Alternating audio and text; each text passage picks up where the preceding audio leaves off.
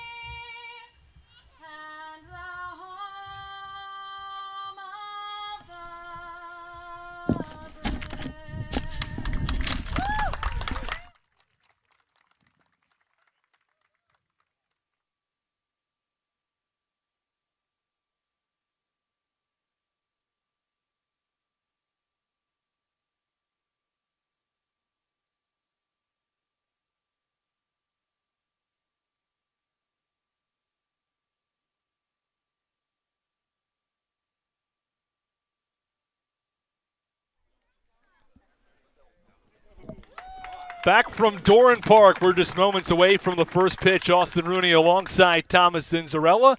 And Thomas, take us around the diamond for the Bourne Braves. So starting out in the outfield, they were Langer out in left, Ashton Barnzell out in center, Gorella and right over at third base, Jared Triolo, Tyler Fitzgerald at shortstop, the second baseman, Anthony Prado out of UConn at second, Spencer Brickhouse, the Cape League All-Star Game MVP at first, and Cooper Johnson of Ole Miss doing the catching this evening for Brian Hoeing.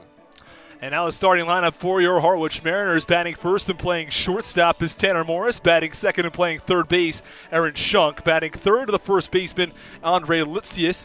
Batting fourth, the left fielder, Nate Eichhoff. Batting fifth and playing right field, Logan Driscoll.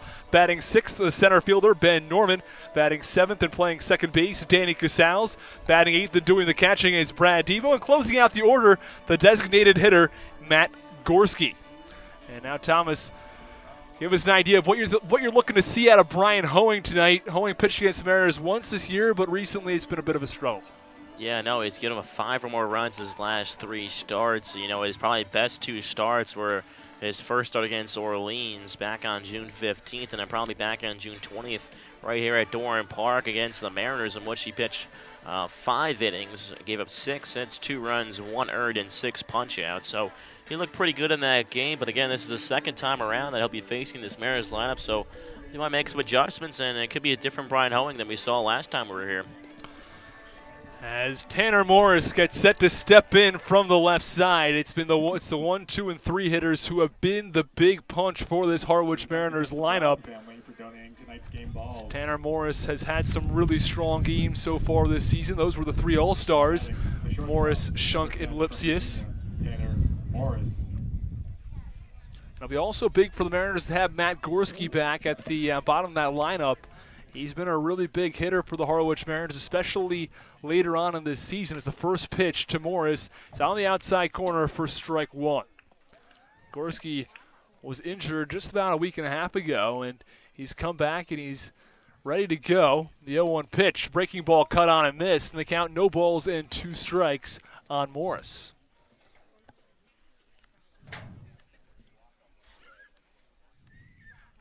The 0-2 delivery. Fastball upstairs in the count 1-2 on Morris. Definitely key for the Mariners today. Try to score first. Get some run support early. The 1-2 delivery. Fastball misses inside in the count 2 balls and 2 strikes. As we bring you the umpires for tonight's game. Behind home plate, Joe Peters. At first base, Larry Rosenberg. And over at third is Tom Ryburn. As the 2-2 pitch misses low and the count runs full at 3 balls and 2 strikes on Morris. The 3-2 offering swung on, a ground ball right over towards second, fielded by Prado. A toss to first, and there's one away. And this is just a totally different lineup than the Mariners had today than they were back here against Bourne Braves. You had to mention before, last time they played here was back on June 20th, and last time they played Bourne in general was a doubleheader back on the 24th of June at White House Field. And a lot of the guys that are in that lineup, if you look at the old lineup, Cam Thompson leading off, Gallon, Watson, those 3 guys are all gone. Again, new look Mariners as the season has gone along. Aaron Shunk digs in from the right side. First pitch misses low and outside, and the count 1 ball and no strikes. Aaron Shunk's family is in town. As the 1-0 delivery is swung on, a high pop-up foul behind home plate. We had Shunk's father on the broadcast yesterday, or a couple games ago, I beg your pardon, and when his father came on the broadcast, told us all about his artistic abilities. He was doing a sketch of White House Field. As the 1-1 delivery from Hoeing swung on and missed. As Shunk was out in front of that one. On the count 1 ball and 2 strikes. I talked to Shunk about if he had done any art, if he has done any art, and he said that no, the art gene skipped him, and he said he did a little bit of art back in middle school, but afterwards he gave up on that. As the 1-2 pitch is cut on and missed, it's in the dirt. As the catcher Johnson will pick up, throw over to first. It's in time to get Shunk, and quick 2 up and 2 down from Hoeing. Yeah, Hoeing so far look like the vintage Hoeing that we've seen earlier in the year, and was catcher Cooper Johnson giving a couple laughs out in front of the mound. From Tennessee, Andre Lipsius. Andre Lipsius, third hitter in the Mariners' order. He's really come alive over the past few weeks. So he's seen his average climb to first on the team at .321. He had an outstanding week last week as the first pitch is a breaking ball on the outside corner for strike 1 versus Katuitt especially. And in that series, it was a 2-game series versus Katuitt, a home and home. He went 8 for 10. As the 0-1 delivery to Lipsius, another breaking ball on the outer half of the plate. And the count, no balls and 2 strikes. Looks like Lipsius has been looking fastball, and Hoeing's locking him up with the curve. As the 0-2 delivery, another breaking ball, and it's swung on and missed this time. And it's 3 breaking balls and 3 strikes against Lipsius as he goes down, swinging to end the top of the first inning. It's a 1-2-3 inning for Hoeing. We head to the bottom of the first. Still a scoreless game from Doran Park. You're listening to Mariners Baseball on the Harwich Mariners Radio Network. Any racial or sexist comments or other?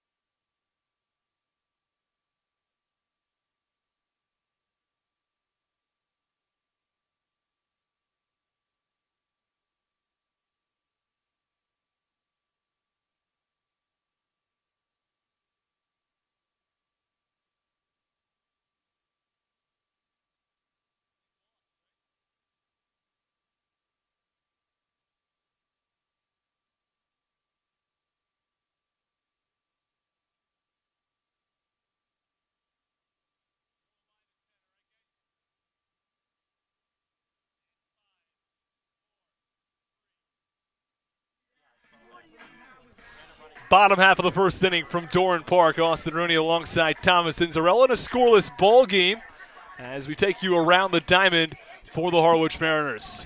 Starting out in left field, and Eichhoff, Ben Norman out in center, Logan Driscoll out in right field. Over at third base, Aaron Shunk, Morris at short.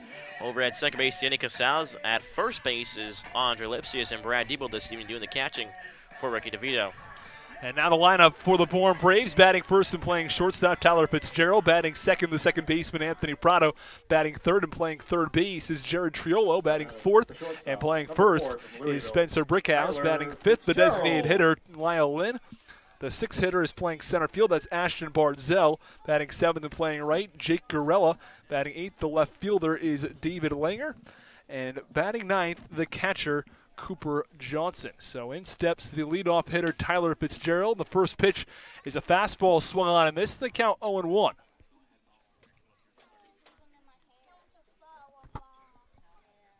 Brad Debo behind the plate again tonight for the Harwich Mariners, as you mentioned. And he is one of the better defensive catchers in all of college baseball. The 0-1 pitch. Check swing from Fitzgerald. They motion over towards first. Larry Rosenberg says he does not go around, and the count 1 ball and 1 strike. We've seen the bat coming alive as well, so. The 1-1 offering. Swung on and a high pop-up foul down the first base side, and count goes to 1 ball and 2 strikes on Fitzgerald. Fitzgerald, whose father played in the big leagues from 1983 to 1992. You see a lot of that around here on the Cave. Guys whose parents, whose father played here. The 1-2 pitch misses low, and the count 2 balls and 2 strikes on Fitzgerald. Or it's just like guys whose fathers played in the big leagues and then them trying to make the same trek to the major leagues. The 2-2 delivery. Breaking ball misses just outside, and the count runs full at 3-2. Base paths empty, no outs. Bottom of the first inning in a scoreless game. As the leadoff hitter, Tyler Fitzgerald, digs back in from the right side. The payoff pitch, fastball misses low, and Ricky DeVito walks Fitzgerald. DeVito was up in the count, but a couple of balls, a good eye from Fitzgerald, and eventually Fitzgerald works a walk.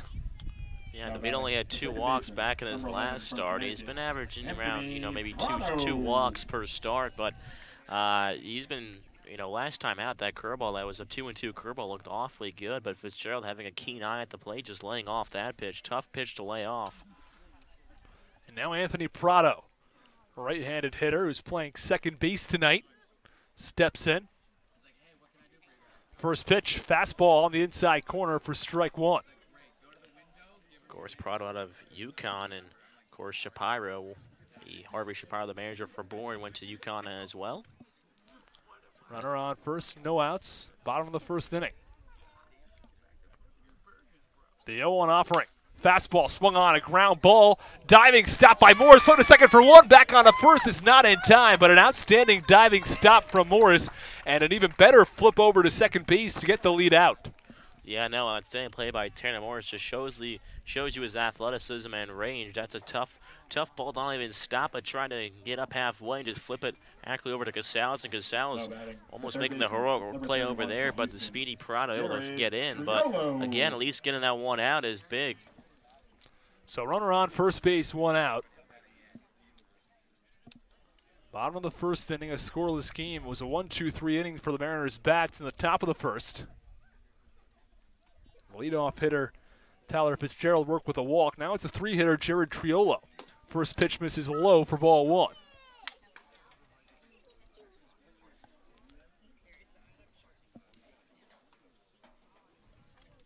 Triolo digs back in from the right side. DeVito gets a sign from Debo. The 1-0 pitch swung on, a chopper down a third base line. Chunk has trouble fielding it. Now loses it and regains control of the ball and foul ground, but it's going to be a base hit for Triolo as he tried to backhand on a ground ball down the third base line, and it went off of the palm, sort of towards that wrist area, was not able to field the ball cleanly. It popped up in the air, went into foul ground, and eventually Shunk was able to find it, but there are now runners on first and second for the Bourne Braves with 1 out. Well, that's why it's called the hot corner down there. It's a hard chopper down off the backhand of the mid of Shunk. First pitch to Spencer Brickhouse, left-handed hitter. Misses upstairs, check swing, the motion over towards third. Third base umpire Tom Ryberg says that he does not go around. It's the count, 1 ball and no strikes.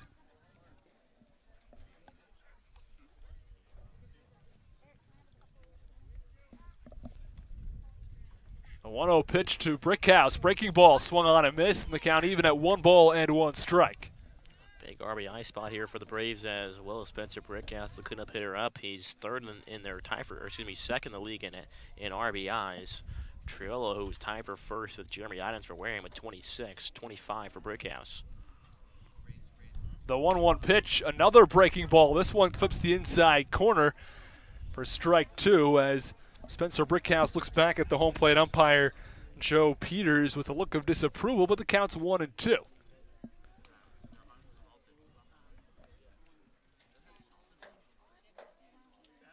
DeVito comes set. The 1-2 pitch, fastball swung on and shot foul towards the Mariners' dugout, and the count remains 1 ball and 2 strikes. So it's Prado off second, Triolo off first, with 1 out in the bottom of the first inning. A 0-0 ball game.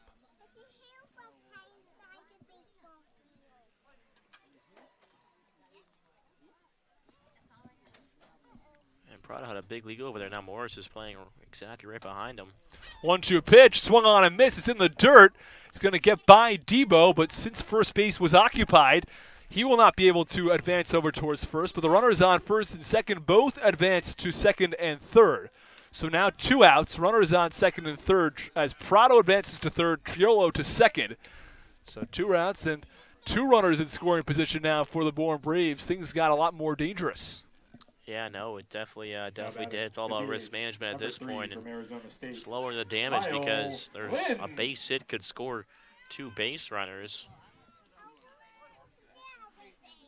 But then again, there are 2 outs in this inning.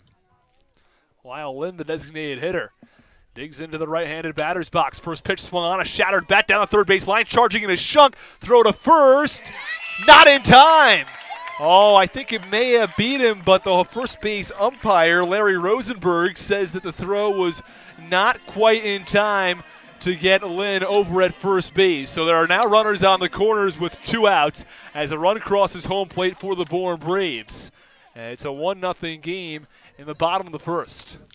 I think they might have had him down there, and as an umpire, you want to hear them pop on the mitt, and then when the base runner hits the bag, and I think Lynn just tried to hit it down very hard, and that's why it might have appeared that he was safe. But I thought from this angle he was out, as Coach Engel went out to talk to the first base umpire as well. But close play over there, and it was tough for Shunk to get that. It was a shattered bat, so the ball just almost died in the grass. Charging very hard, and Lipsius will make it a nice stretch over there. So now runners on the corners with 2 outs. The threat not done yet for the Harwich Mariners. And the first pitch to the 6-hitter, Bardzell, is a fastball in the inside corner for strike 1.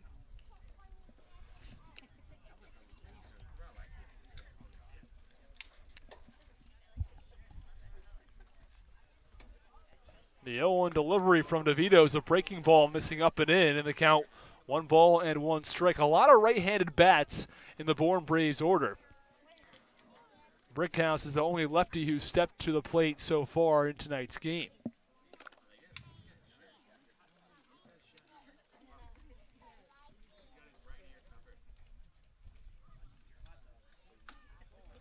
The 1-1 pitch misses inside and the count 2-1.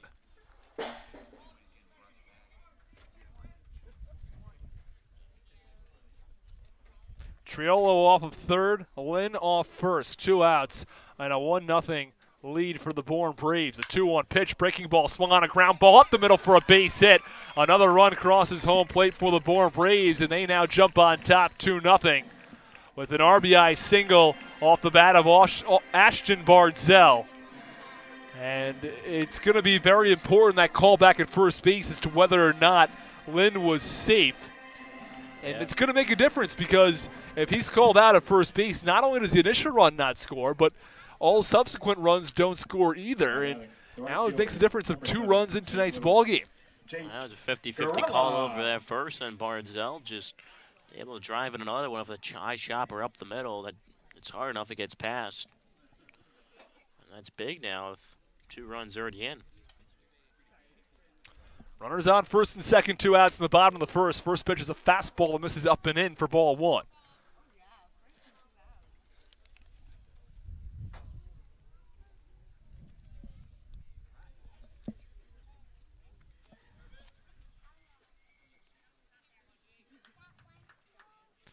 Gorilla stands back in from the right side. The 1-0 pitch is swung on, a high fly ball out towards left field. Driscoll takes a couple steps in and makes the catch for the final out of the inning, but not before the Bourne Braves strike twice and lead this ball game 2-0. You're listening to Mariners Baseball on the Harwich Mariners Radio Network.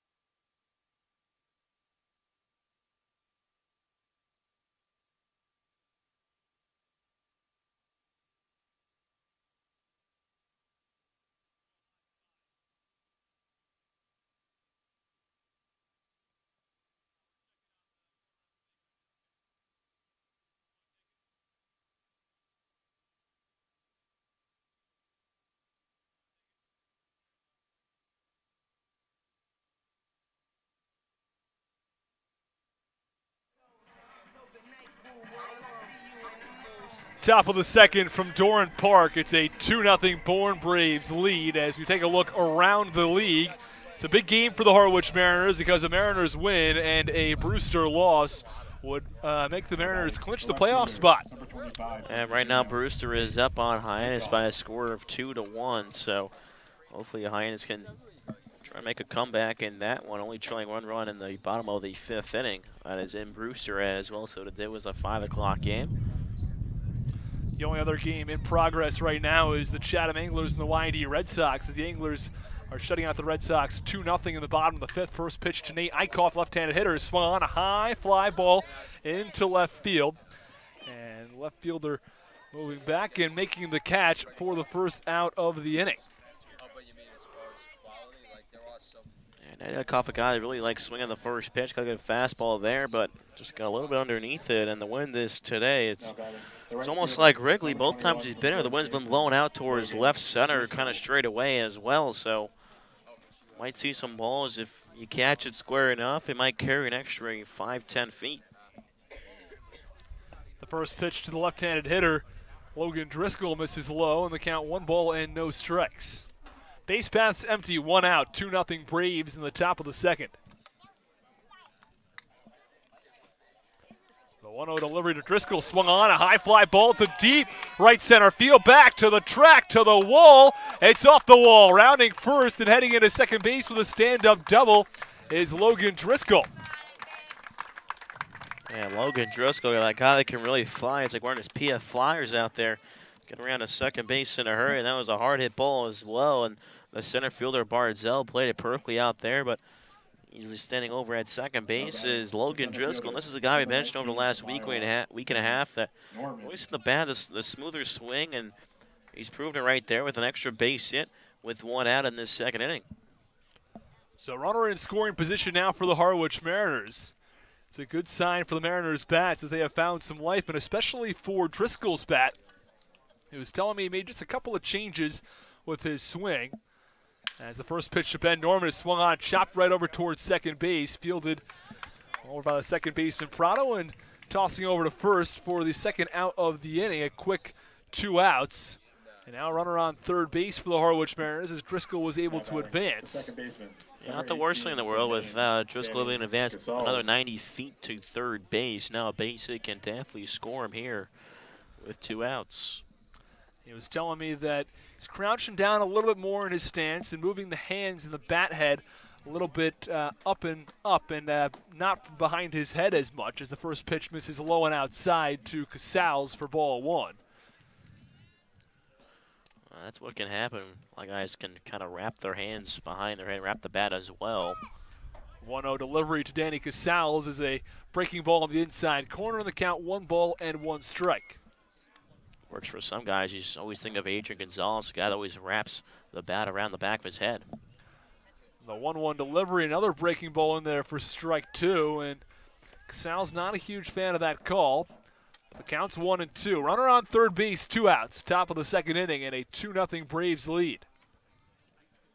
The 1-2 delivery, another breaking ball on the outside corner for strike 3. Casals goes down looking to end the top of the second inning. After an inning and a half, it's 2-0 Braves. You're listening to Mariners Baseball on the Harwich Mariners Radio Network.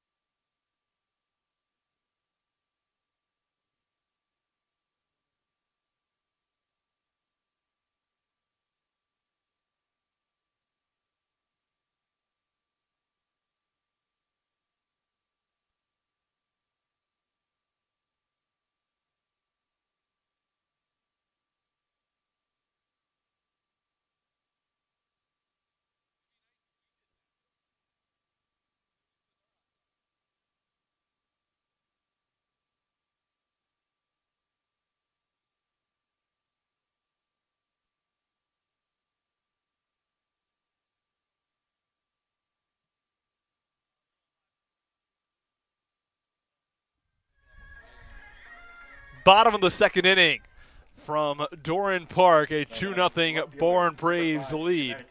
As the wind is starting to pick up in Bourne, Massachusetts. The first pitch is swung on, a high pop-up foul behind home plate. On the 8-hitter, David Langer. That's big for the Braves as well. They got 2 runs early. Maybe can you continue to add on here? 0-1 pitch, cut on, a high fly ball foul down the right field line, out of play, and the count 0-2. They always say the first inning in the major leagues is where the most runs are usually yielded, and it's proven so far in this game. The 0-2. Fastball misses upstairs, and the count 1 ball and 2 strikes.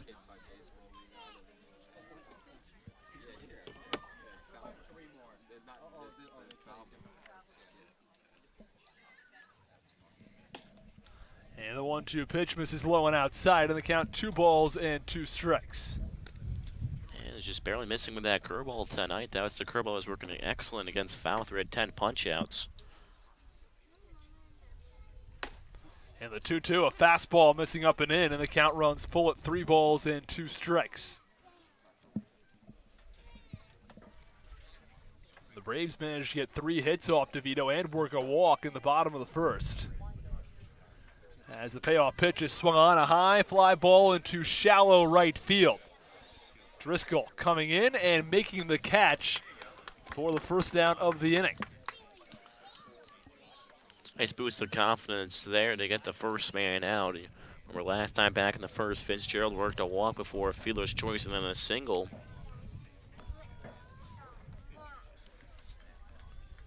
Now batting the catcher, number 13 from Mississippi, Cooper Johnson. And the 9-hitter, Cooper Johnson, digs in from the right side.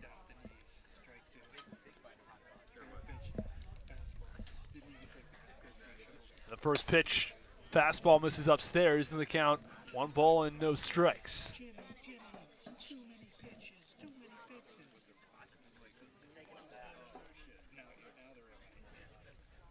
1-0 pitch to Johnson. Fastball missing outside, and the count 2 balls and no strikes. Johnson on a short stint with Orleans last summer. Now is playing his ball here in Bourne.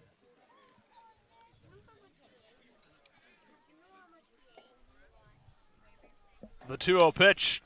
Fastball. That one's on the outside corner. The count 2 balls and 1 strike. Base path's empty, 1 out. Bottom of the 2nd inning in a 2-0 lead for the Bourne Braves. The 2-1 pitch swung on and missed. Big fastball upstairs from DeVito, and the count 2-2. Yeah, I mean, you know he can throw it pretty hard up there. He can get around the mid-90s.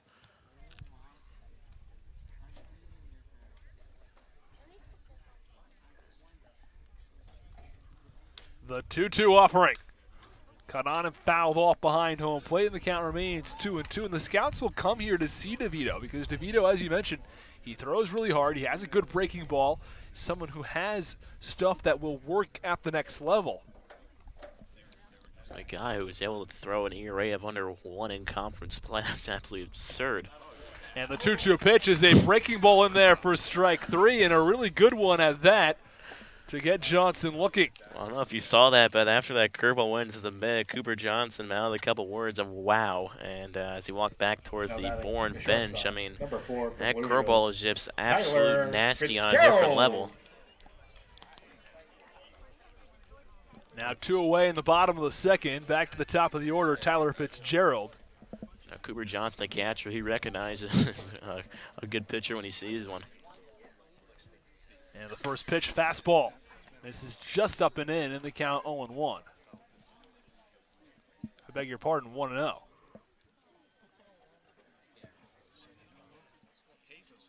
Base path's empty, 2 outs, 2-0 Bourne.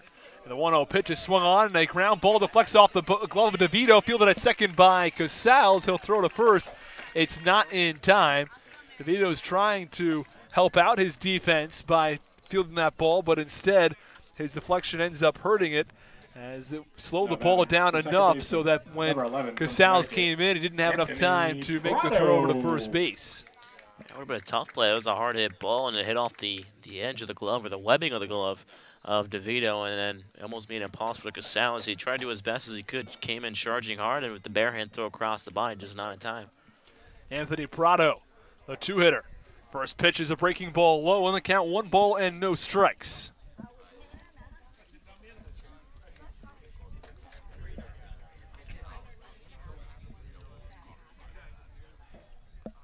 Runner on first base, 2 outs. The 1-0 delivery to Prado, misses upstairs. Debo looks back the runner at first base, Fitzgerald. Fitzgerald had himself a healthy secondary lead. Debo threatened to throw down, but opted just to toss the ball back to his pitcher, DeVito. DeVito will now throw over to first base. Diving back in safely is Fitzgerald. It would make sense if Fitzgerald wanted to steal at this point in the game. Again, try to get himself into second base with 2 outs.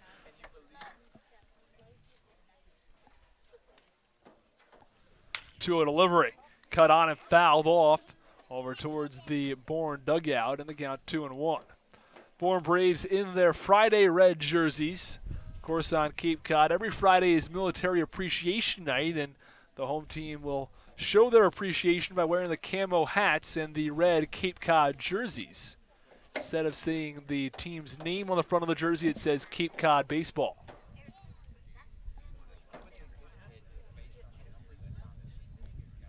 And the 2-1 pitch runs upstairs and inside and hits Prado. And now there are runners on first and second. I think some of the issues tonight for DeVito have come from the control. We normally see DeVito having really strong control, but tonight, 22 strikes, 18 balls, 40 pitches have been thrown. That's not characteristic of DeVito. Normally you see DeVito with something like a 2-to-1 ratio from strikes to balls. Yeah, definitely not. Did not mean to hit him. I mean, both Prado and DeVito, both from Staten Island in New York. So, I mean, they probably, didn't mean to hit him. It's kind of like when Lipsius got hit by I forgot who it was, one of his teammates back at Tennessee, but yeah, I don't, you never really see one player trying to hit another in the Cape Cod Baseball League. It's all players trying to get better, trying to better themselves, show themselves to the scouts, and you're not going to be doing yourself any favor if you're hitting any batters. So you won't see anybody trying to hit anybody at this level. I think sometimes pitchers just get a little bit away from you. And in this situation, DeVito had a fastball run upstairs and inside on Prado. And now it's Jared Triolo, the right-handed hitter. Runners on first and second, 2 outs in the bottom of the second inning.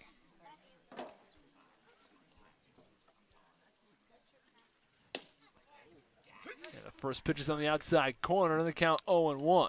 Prado and DeVito actually played on the same summer team.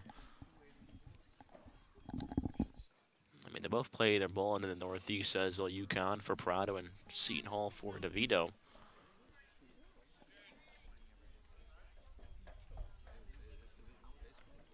The 0-1 delivery is a breaking ball that misses low to Triolo. On the count 1-1. And we've seen flashes of his greatness tonight. We just haven't seen it all come together yet for DeVito. Doesn't mean in the latter part of his start he won't be able to, but just so far tonight, it hasn't really all been there from Ricky DeVito.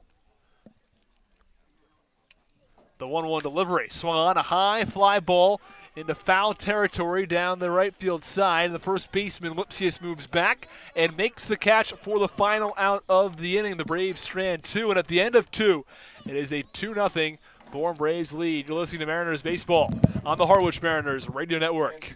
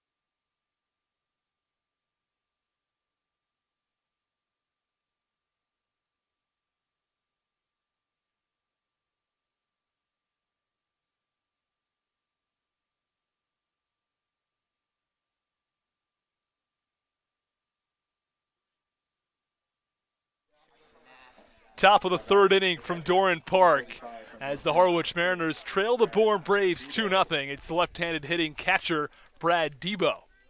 Will face off against Brian Hoeing. First pitch from Hoeing is swung on, a ground ball through the left side for a base hit. And Brad Debo continues his hot streak. He hit very well in his last game in which he played, had a couple of hits versus Chatham, and continues his strong play tonight. Well, fastball up on the zone, the other half of play just goes right where that pitch was and puts it perfectly placed between the shortstop Fitzgerald and third baseman Triolo. Nice piece in there by Brad Debo. And Matt Gorski, who we haven't seen in about a week and a half, will dig in from the right side. And when he went out, he was hitting the ball well. First pitch is swung on and a ground ball. Diving stop at third, on a second for one. Back on a first is not in time. Really nice diving play by Triolo that prevented a base hit. And there's still a runner on first base with 1 out. Gorski runs very well. It was going to be next to impossible for them to throw him out at first base on the double play. But still very well done over at third base by Triolo to prevent the base hit. Well, it definitely was a nice stretch play over there by Triolo. We'll throw on to second. And Gorski does run pretty well, so awfully tough. But he's able to get to the 1 out there. Cooper runs on first and second with no outs. And the first pitch to the leadoff hitter in the Mariners' order, Tanner Morris, is on the outside corner for strike 1, and the count 0-1. So Gorski leads off of first with 1 out in the top of the third. A 2-0 Braves lead. The 0-1 pitch. Fastball misses outside, and the count 1 ball and 1 strike on Morris.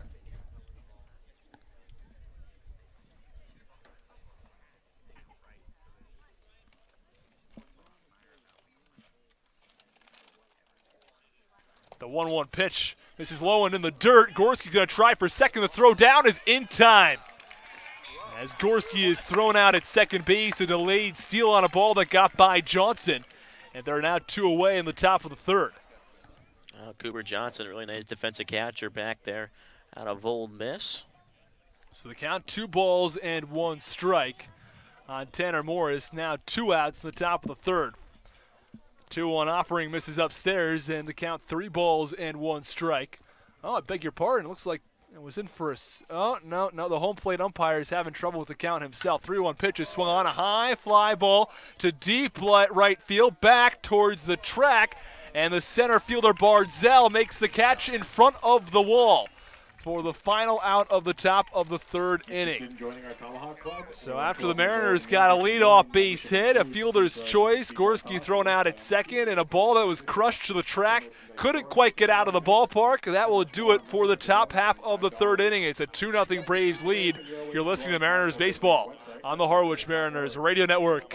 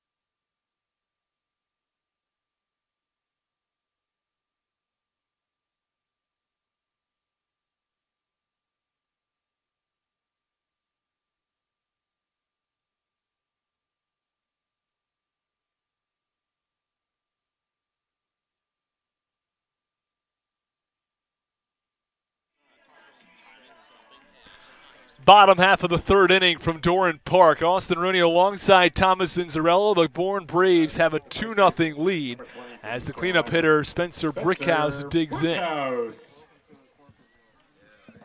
Brickhouse, again, probably the more dangerous hitter in this Bourne Braves lineup. First pitch on the outside corner for strike 1.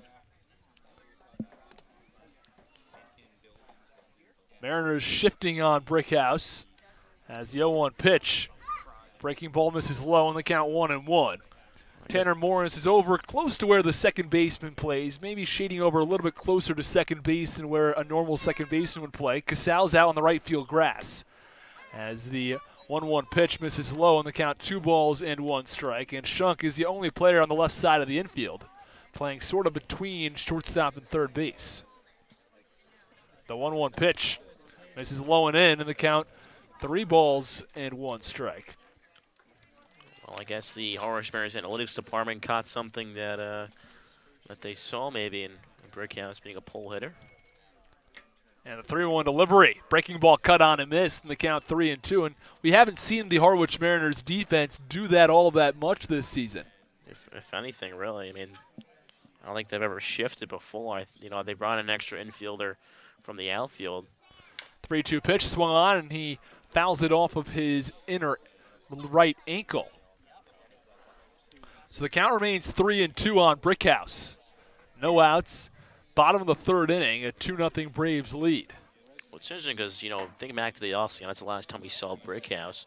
Guy that went both his base hits, an opposite field double in the left center field gap, and they went opposite field on the home run as well. So, obviously a pull hitter, but you can also go the opposite way. A lot of power all around the ballpark.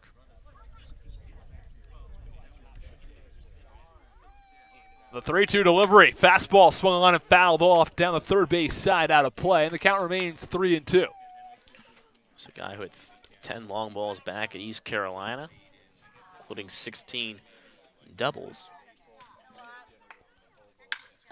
3-2 pitch swung on, a high fly ball to deep left center field. Left fielder Eichhoff moves back and makes the catch for the first out of the inning.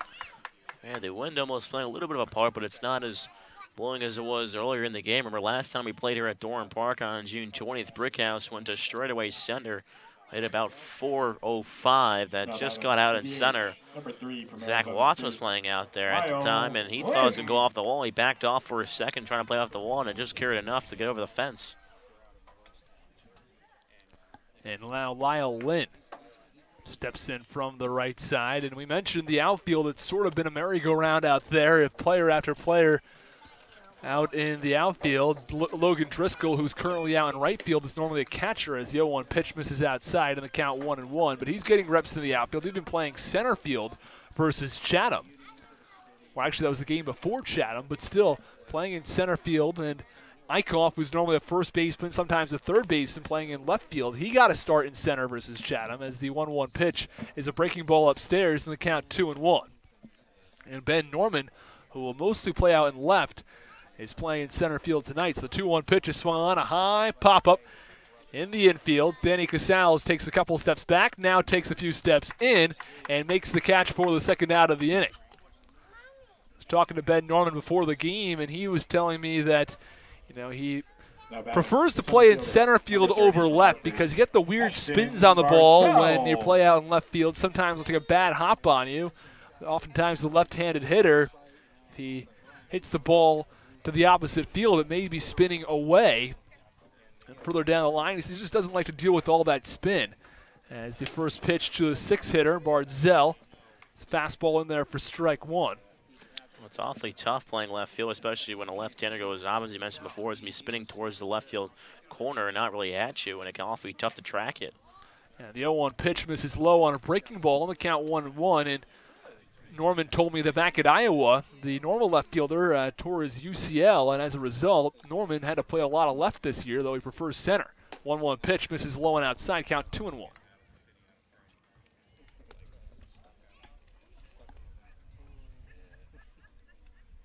Base path's empty, 2 outs. Bottom of the third inning, and a 2-0 Bourne Braves lead.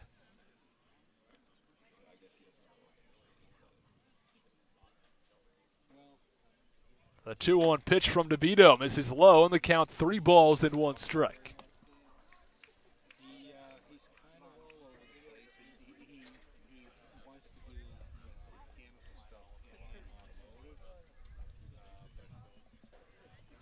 The 3-1 pitch swung on, a high fly ball, left field. Eichhoff takes a step back, now a few steps in, and makes the catch for the final out of the inning. So after DeVito had a little bit of trouble in the first 2 innings, he works a 1-2-3 third. At the end of 3, it is a 2-0 Bourne Braves lead. You're listening to Mariners Baseball on the Harwich Mariners Radio Network. Best family entertainment here on Cape Cod.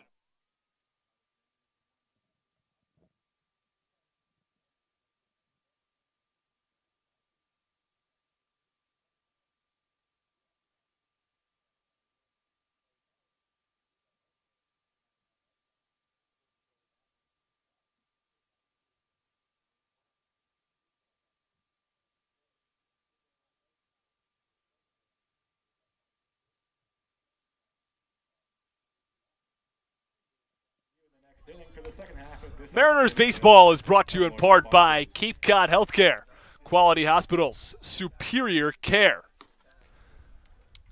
Chatham Bars Inn, a leading member of, proud member of leading hotels of the world, and Curry College. For more information, visit www.curry.edu.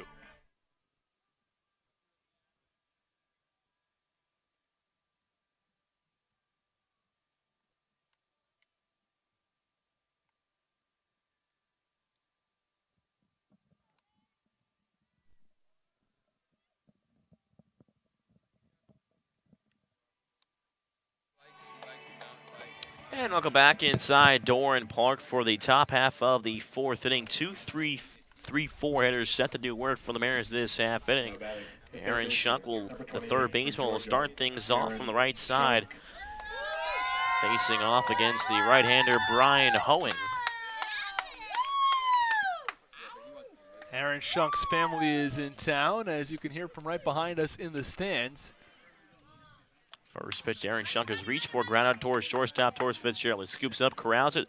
Throw on to first is not in time as Aaron Shunk hustles down the line and beats the throw out from Tyler Fitzgerald. And just like that, the Mariners have their second hit in this evening's ball game, or their third hit, I should say. No batting. The first baseman. Aaron Shunk gets things started here in the fourth inning with an infield hit, and definitely a good sign for the Mariners. Another controversial call over at first base. Spencer Brickhouse, not a fan of that call at all. And Larry Rosenberg over there at first. There was a call back in the bottom of the first inning in which there was a safe call against Lyle Lynn, who had a short ground ball towards third base. And this time on a ground ball towards short, Shunk is able to beat out the throw on another very close play. First pitch to Andre Lipsius misses inside for ball one. Scoreboard having some problems out there in right center field as the 1-0 pitch to Lipsius is at the belt level for strike one. 1 ball, 1 strike to count on Lipsius. So far, he's 0 for 1 with a punch out. Hoeing so far, 3 innings, 3 hits, no runs, no earned, no walks, and 3 punch outs. The 1-1 delivered from Hoeing. Misses low and outside for ball 2. Off-speed pitch just moved a bit too much off the plate, as Lipsius is ahead of the count, 2 balls and 1 strike. So Lynn continues to blow out towards left center field as lights are now on here at Doran Park. Mariners are on their BP alternate away jersey. 2-1 pitches bounced over towards second, flipped on the second, back on the first is in time, and just like that, a 4-6-3 double play induces 2 outs as Hoeing does a good job there to throw the ground ball. A nice turn there from Prado to Fitzgerald and over to Brickhouse. Well, I think it's most important right now to just recognize how well Hoeing is pitching. You know, he's worked such quick innings, inning in and inning out. It's been a total of 34 pitches through 3 2/3 innings of work, and if he continues at this rate, we could see him into the 7th and 8th inning. First pitch, Eichhoff misses for ball 1. Eichhoff from the back end of that left-hander's batter's box. 1-0 pitch. Fastball just misses the outside corner for ball 2. 2-0, the count on the left field out of Virginia. And Hoeing's also working very quick as well on the mound, really getting his groove on, which is big for a pitcher. They can find the momentum early on as 2-0 pitch is slapped over towards the second base area. Prado will come in and flip it over towards first at Brickhouse, and just like that, after the leadoff single by Aaron Shunk, a double play and a ground out ends the top half of the 4th inning. So after 3.5 is a 2-0 Braves lead over the Mariners. It's the Mariners baseball on the Harwich Mariners Radio Network.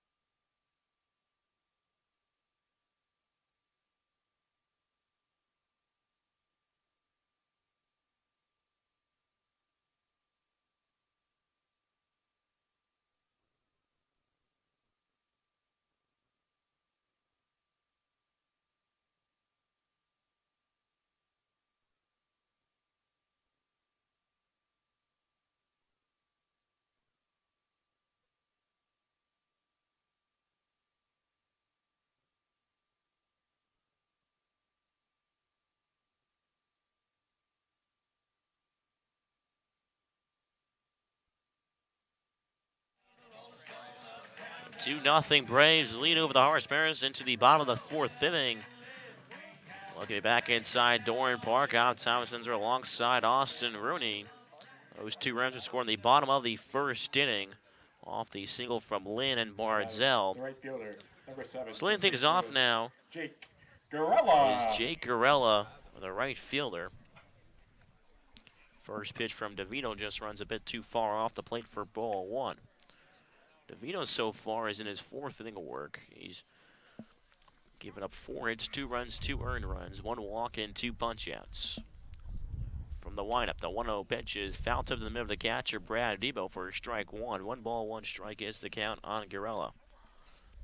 Garella plays his college ball at St. Louis. Of course, in the Atlantic 10 Conference.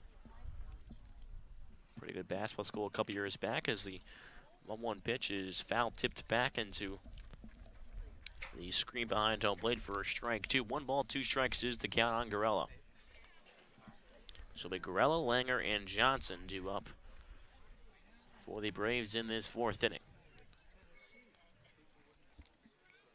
DeVito gets his sign. The 1-2 pitch from the windup. Curveball scoops in there. Did he go around? Does not, says the first base umpire, Larry Rosenberg, as Debo applied the tag just in case. So the count is now 2 balls and 2 strikes. Nobody on, nobody out here in the 4th inning. 2-0 Bourne lead over Harwich. The 2-2 offering is cut on and missed. A curveball. That is just complete nastiness on the mound right now from Ricky DeVito. 3rd strikeout. A guy that can throw a fastball in the 90s and just goes with a curveball that moves as much. The spin rate on that curveball is just absolute absurd. Well, yeah, it's a really good pitch from Ricky DeVito, and he's found his stride over the last inning and 2/3. He's retired 5 consecutive batters, had a 1-2-3 inning in the 3rd, and ever since the end of that 2nd inning, he started to look a lot better on the mound, found his control. He's had better location with his pitches, and then had a nice strikeout right there. First pitch to Langer is in at the knees for strike one. 1 pitch is chopped hard over towards Shunk. Shunk fields in the air, takes 2 hops and throwing a first to retire Langer. And just like that, 2 up, 2 down for DeVito here in the bottom of the 4th inning. He is now retired 6 in a row. Going back to the 2nd inning, had a 1-2-3 inning in the 3rd, and now is 2 outs here in the 4th without anybody reaching base. DeVito's pitch count is starting to rise a little bit. He's at 67 pitches. So if he's able to end this inning with around 70 or so, he'll be in position to start the 5th, and he'll probably be able to work his way through as long as he doesn't run into trouble. First pitch to Cooper Johnson, fastball elevated up in the zone, is cut on and missed for strike one. Cooper Johnson, the catcher out of Ole Miss. Also Thomas Dillard, who plays for Katuitt, also plays a little bit of catcher for the Rebels as well. DeVito from the windup, 0-1. The curveball just doesn't bend enough. It misses high and tight for ball 1. DeVito does have 3 strikeouts on the evening, one of them being Cooper Johnson back in the 2nd inning. DeVito works the 1-1 pitches, another wave and a miss for strike 2 on the fastball. Counters 1 ball and 2 strikes. It's a pretty breezy day at Doran Park as the wind has been picking up over the last few innings. It was quieter before game time, but that should help some of these fly balls go a little further. 1-2 pitches grounded over towards 3rd at Aaron Shunk. High throw. Lipsia steps back on the bag to retire Johnson. So just like that, DeVito has retired 7 in a row, including back-to-back scoreless innings. So after 4 is 2-0. Braves lead over the Harwich Mariners. Listen to Mariners Baseball on the Harwich Mariners Radio Network.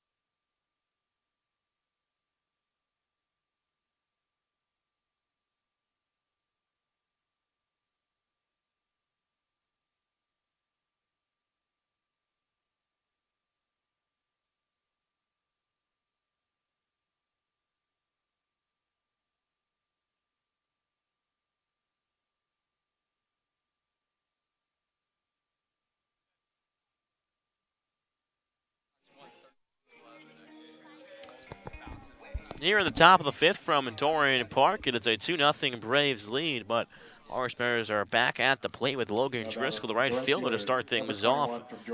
Hit a double out towards the right center field gap that was just shy of a home run. Again, the wind continued to blow out towards the left center field, so the ball could carry a couple extra feet. First pitch from Hoeing is at the knees on the inside, a corner for strike one. Driscoll has one of the 3 hits this evening for the Harwich Mariners. Braves only have 4 hits. And it was a very well hit double to right center field. As the 0-1 curveball just missed, it's a bit too high for ball 1. Even though Driscoll had a great double to left center, it was one of Hoeing's better innings in the second. It was very quick. 1-1 is grounded over towards second base. Going down to one knee is Prado, able to throw onto first base to retire Logan Driscoll for out number 1. And Driscoll, of course, out of George Mason, and his teammate out of George Mason, Jared DeCesare, plays for the Bourne Braves. He was an all-star for the Western Division. Fortunately, did not get on the start today, but Brian Hoeing just pitching just as good as maybe DeCesare could have. Well, Hoeing's been outstanding. He's now thrown 40 pitches through 4 1/3 innings of work, and he's going at better than a 10-pitch per inning clip. First pitch to Ben Norman is grounded sharply over towards the shortstop. Fitzgerald throwing to throw out the speedy Ben Norman for out number 2. So far, only 4 pitches recorded, 2 outs for Hoeing. Well, that's been the story of tonight's game. It's just quick out after quick out after quick out, and Hoeing's looked outstanding. He has a real opportunity of going 7 or 8 innings if he continues at this clip, and if he really continues at this clip, we could see him go with a complete game. First pitch to Casals is grounded sharply on a grounder up towards Fitzgerald at short, and he sets his feet, and just like that, 5 pitches for all 3 outs. And right now, we're at about an hour plus through halfway through the game. We've been seeing another 2-hour game. So that's how the top of the 5th will end, with 3 groundouts, 2 to the shortstop Fitzgerald. So after 4 1/2, it is a 2-0 Braves lead over the Harwich Mariners. It's into Mariners baseball on the Harwich Mariners Radio Network.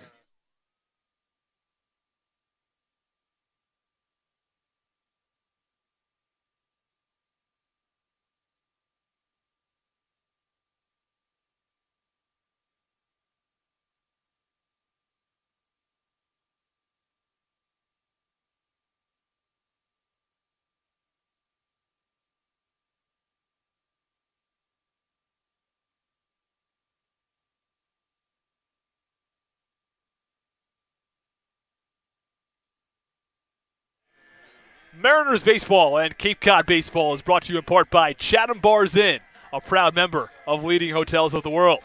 Cape Cod Healthcare, expert physicians, quality hospitals, superior care.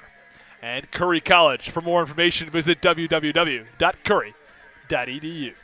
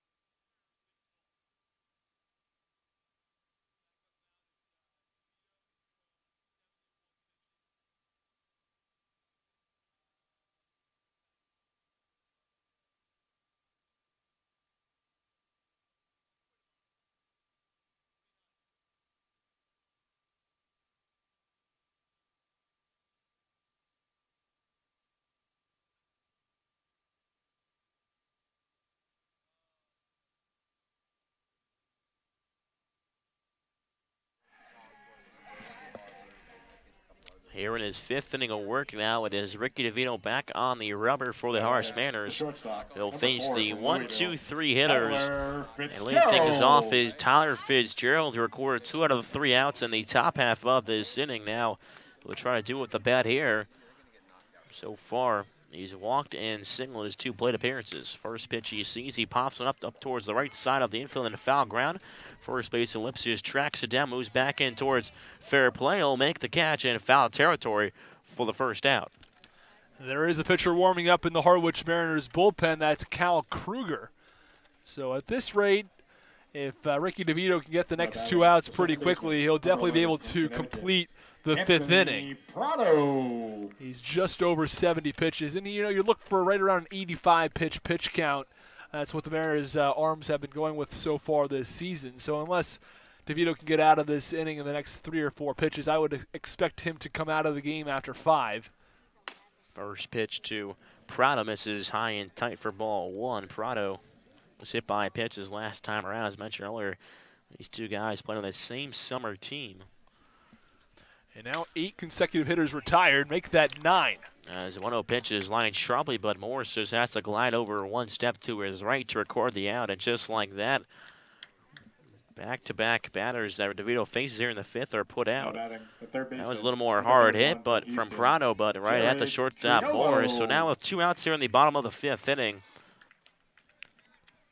it is Jared Triolo who is 1 for 2 this evening, and I have to say this might be the quickest 5th inning that may have ever happened. It took 5 pitches in the top half, and now so far that is the 4th pitch from DeVito.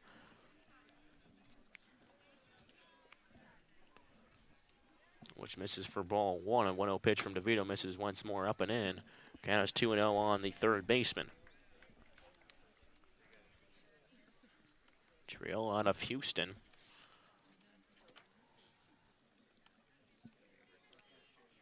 2-0 pitch is swung on and a little bloop out towards center field, and it'll drop in for a base hit.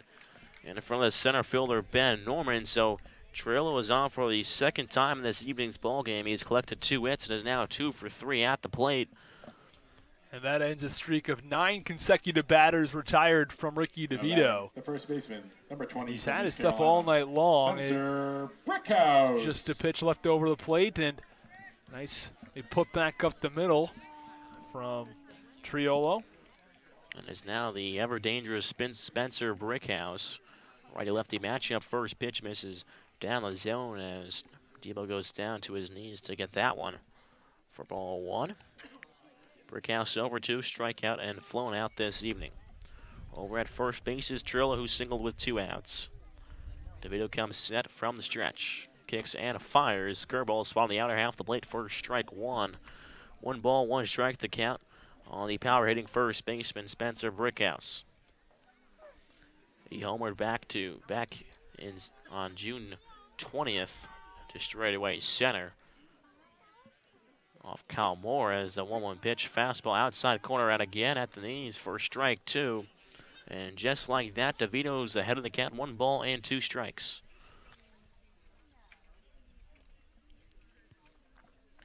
So Triolo will get his lead over at first. DeVito gets a sign from Debo, comes set from the belt.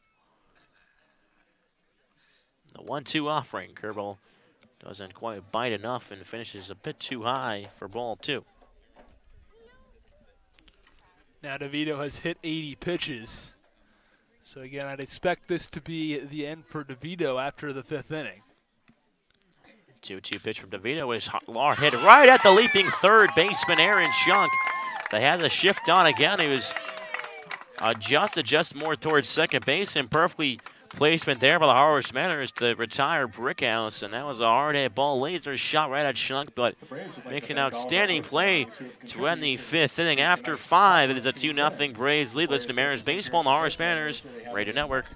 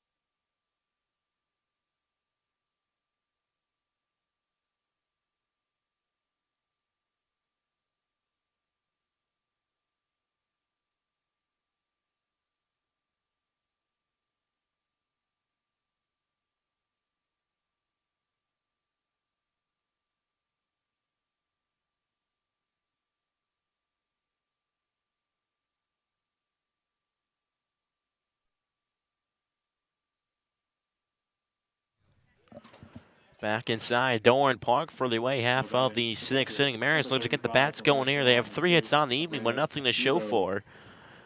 Braves leave 2-0. They have 5 runs on 2 hits. First pitch to Brad Debo is rolled over towards the first base coach's box as Coach Tebow will break down into the fielder's position and toss it back into the Mariners dugout. So no balls, 1 strike on Debo, the catcher out of NC State.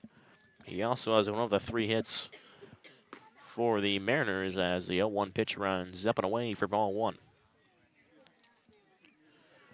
The other 2 hits, Aaron Shunk has a single, and the double from Logan Driscoll. Those are all 3 hits for the Mariners, as that one's a 1-1 pitch that is chopped over towards the third baseman, Triolo. He throws on a first and just pops out the middle of the first baseman, Spencer Brickhouse.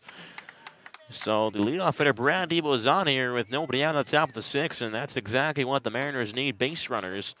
But hard to come for in this evening's ball game, as Brad Debo will get a hit on that. So that's another infield hit for the Mariners in this ball game, as number 4 for the Mariners, number 2 for Brad Debo. So 1 man on and nobody out here in the top of the 6th. 2-0 Braves lead over the Harwich Mariners. There's now the DH in this evening's ball game. Matt Gorski makes return into the lineup. First pitch curveball inside a corner for strike 1. We've really seen Hohen throwing that curveball for strikes this evening. He's done a nice job really throwing that curveball for a strike. 0-1 pitch to Matt Gorski is rolled over onto the on-deck circle for strike 2, and just like that, he's in the hole on no balls and 2 strikes. So Gorski ground to a fielder's choice back in the 3rd inning. Looks to change things here, but he's down the count 0-2. Hohen comes set from the stretch, 0-2 pitch. Just misses a tad up in the zone for ball 1. 1 2 strikes is the count.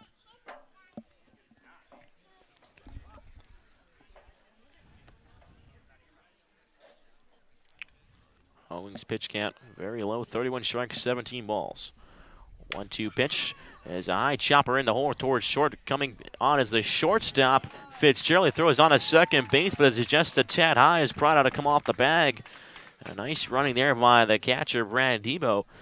For Harwich, came into the back part of that base and able to reapply the tag over at second as Prado.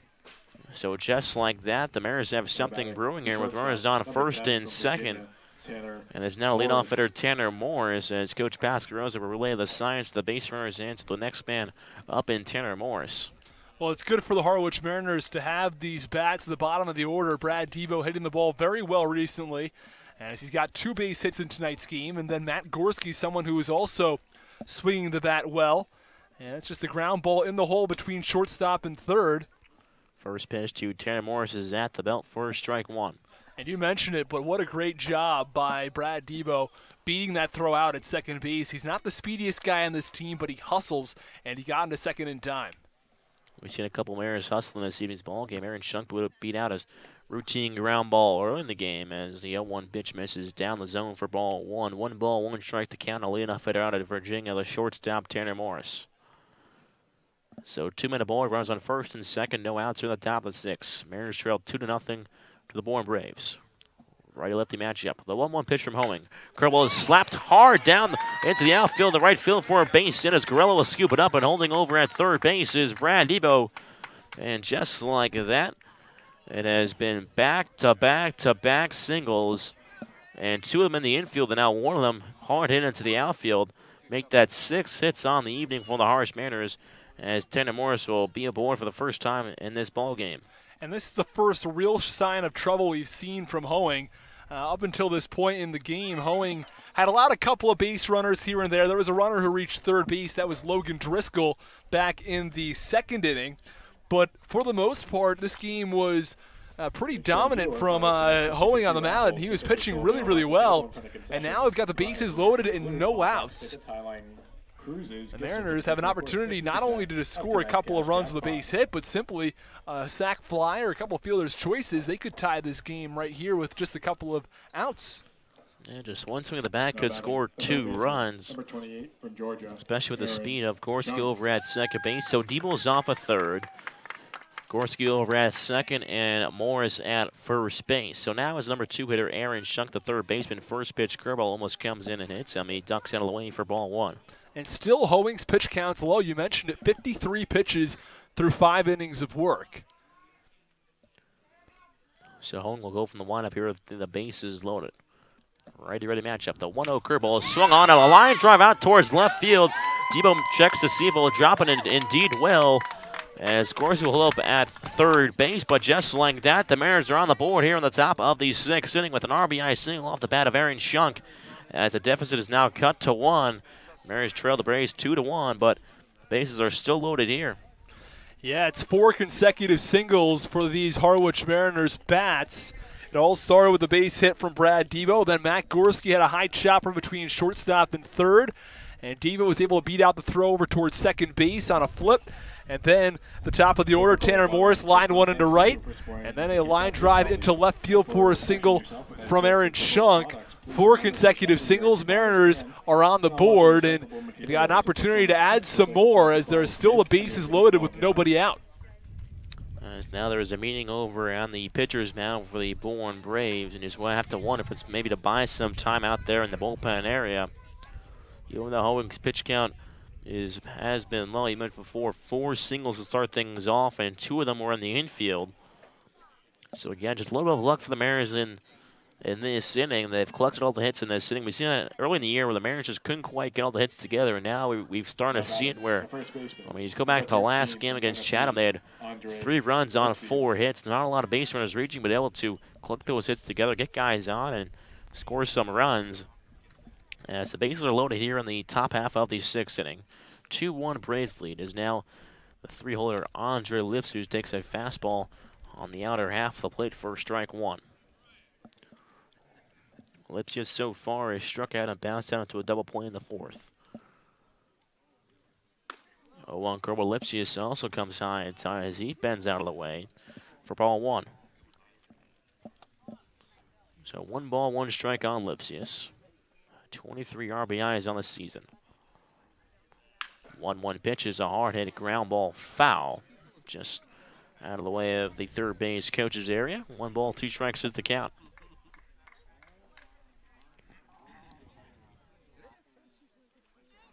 Lipsius is tied for 4th in the league in RBIs, tied with Austin Shenton at 23 for Wareham. As the 1-2 pitch, fastball misses outside as the catcher Cooper Johnson looking to throw down towards second base to Morris.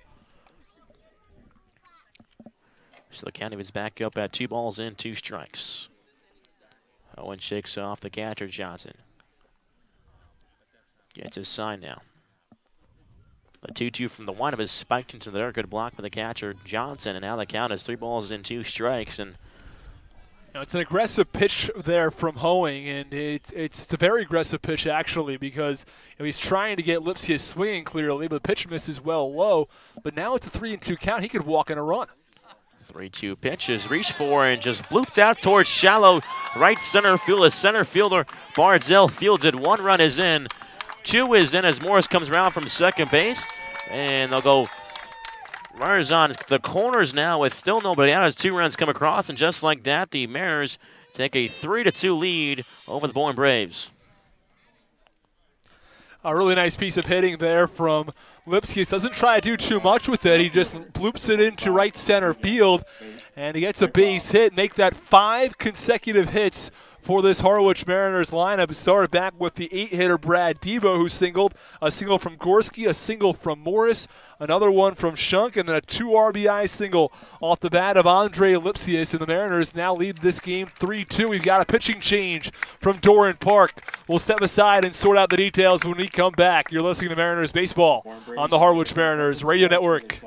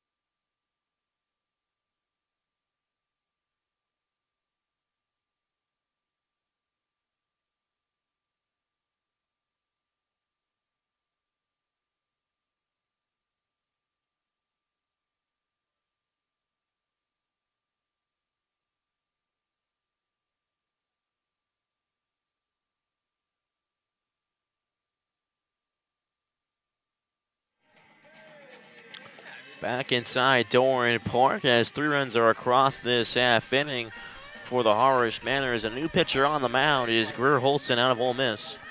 Yeah, Greer Holston has had a decent year so far on Cape Cod, a 3.93 ERA. There was a stretch between late June and early July when he was having an outstanding time, but his last 2 times on the mound have been a little bit rough. He's pitched his last 3 2/3 innings. He's allowed 3 earned runs. We'll have to see how he's able to do against these Mariners bats, which have all of a sudden caught fire.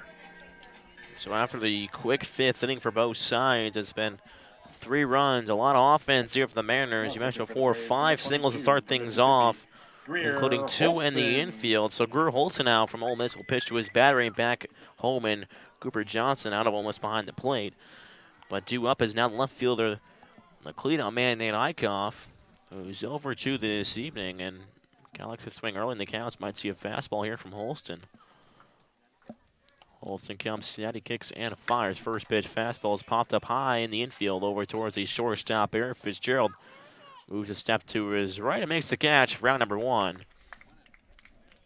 Still bases loaded and 1 out as we take a look around the league. In the Chatham versus YD game, it's a 4-4 ball game.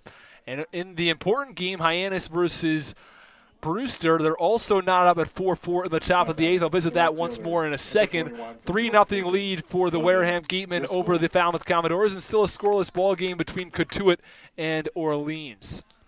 So it's a 3-2 Mariners lead here in the top of the 6th inning. Runners on the corners, 1 out as the first pitch to the right fielder, Logan Driscoll, misses inside for ball 1. Driscoll was 1 for 2 with a double back in the 2nd inning. He grounded out to 2nd in the 5th. And so as I was mentioning, the important game between Hyannis and Brewster. So the Mariners are looking to clinch a playoff spot tonight. They can do so with a win and a Brewster tie or loss. 1-0 pitch to Driscoll, misses high and away for ball 2. Driscoll's ahead in the count, 2 balls and no strikes. So if this Brewster versus Hyannis game remains 4-4, the Mariners can hold on here. They would clinch a playoff spot for the first time since the 2016 summer. Lucky matchup, 2-0 pitches, cut on and missed to Driscoll. Look fastball that time and just couldn't quite make contact. 2 balls, 1 strike is the count on Driscoll. Runners on first and third. Shunk over at third. Over at first is Lipsius. Olsen looks over his shoulder towards first. Comes set from the belt. 2-1 to Driscoll has gone out hard over toward the hole between second. Prado scoops it up, only plays over towards first. We'll throw over there. It's retired Driscoll, but another run is in to score here. Let's make that now 4 runs in the 6th, and they lead the Bourne Braves by a score of 4-2. As he advances another 90 feet over towards second now is Andre Lipsius. So another duck in the pond here in the 6th inning. Yeah, and that's exactly what you want to see out of somebody like Logan Driscoll. You don't have to do too much with the ball. Just get a ground ball to the right side of the infield, and he does that and works a fielder's choice and gets the run across home plate. You can't ask for much more than that. The Mariners just trying to add on a couple of insurance runs right now. So our left-handed hitter, Ben Norman, steps into the left side, takes a first pitch fastball inside for ball 1. Norman, whose first 2 at-bats, he swung at the first pitch, takes a pitch here against Holston. So over at second base is Lipsius. 4-2, Mariners lead over the Braves. Holston comes set. 1-0 delivery is swung on and lifted high out towards center field. The center fielder, Barzell, moves back a step and will make the catch for the 3rd out. But the Mariners storm back and take this lead from the Braves. They now lead 4-2. After 5.5, listen to Mariners Baseball on the Harwich Mariners Radio Network.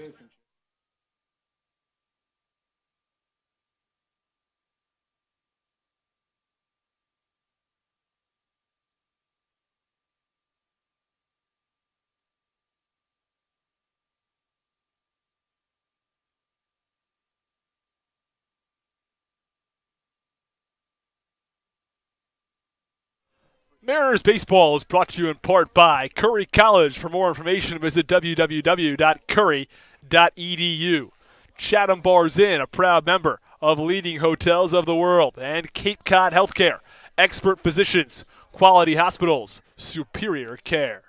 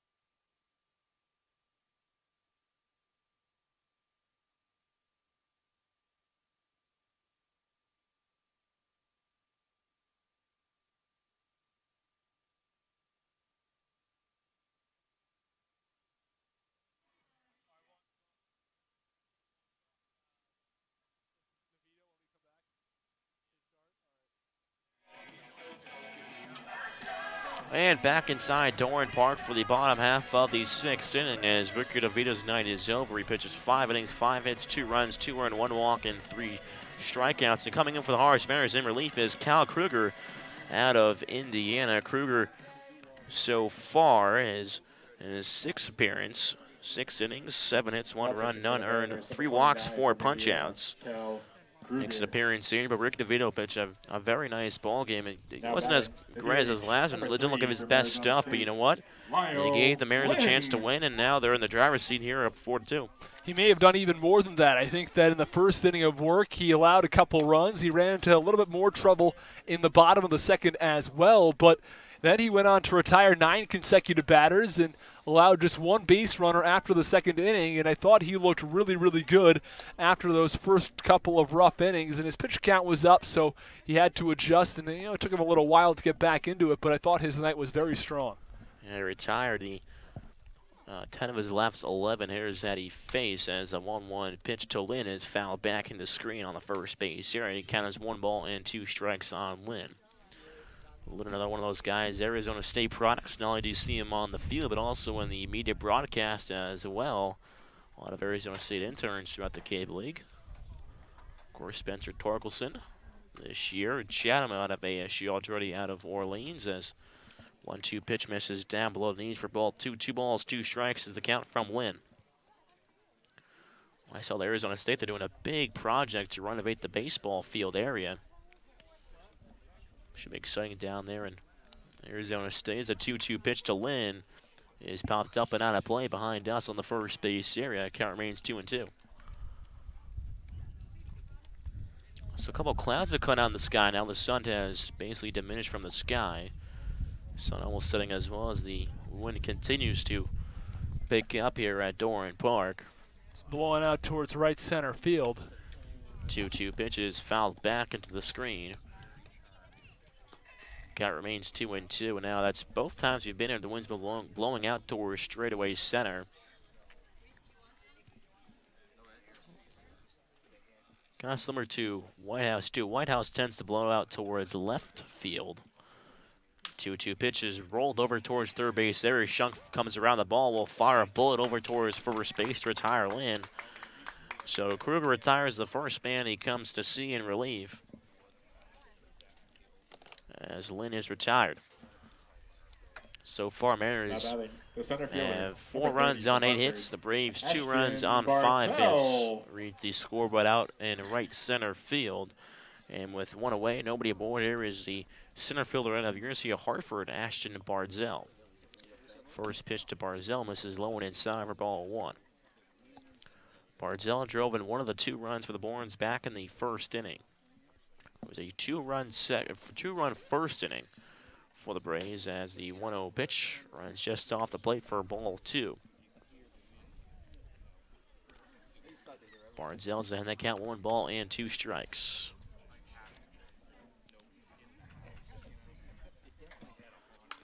The 2-0 pitch is fouled back in the screen for strike 1. 2 balls and 1 strike as Barzell back in his high school career out of New Jersey. He's from New Jersey, actually tied the home run total in high school of Mike Trout. So he owns the record with Mike Trout, and that's not a bad name to be compared with.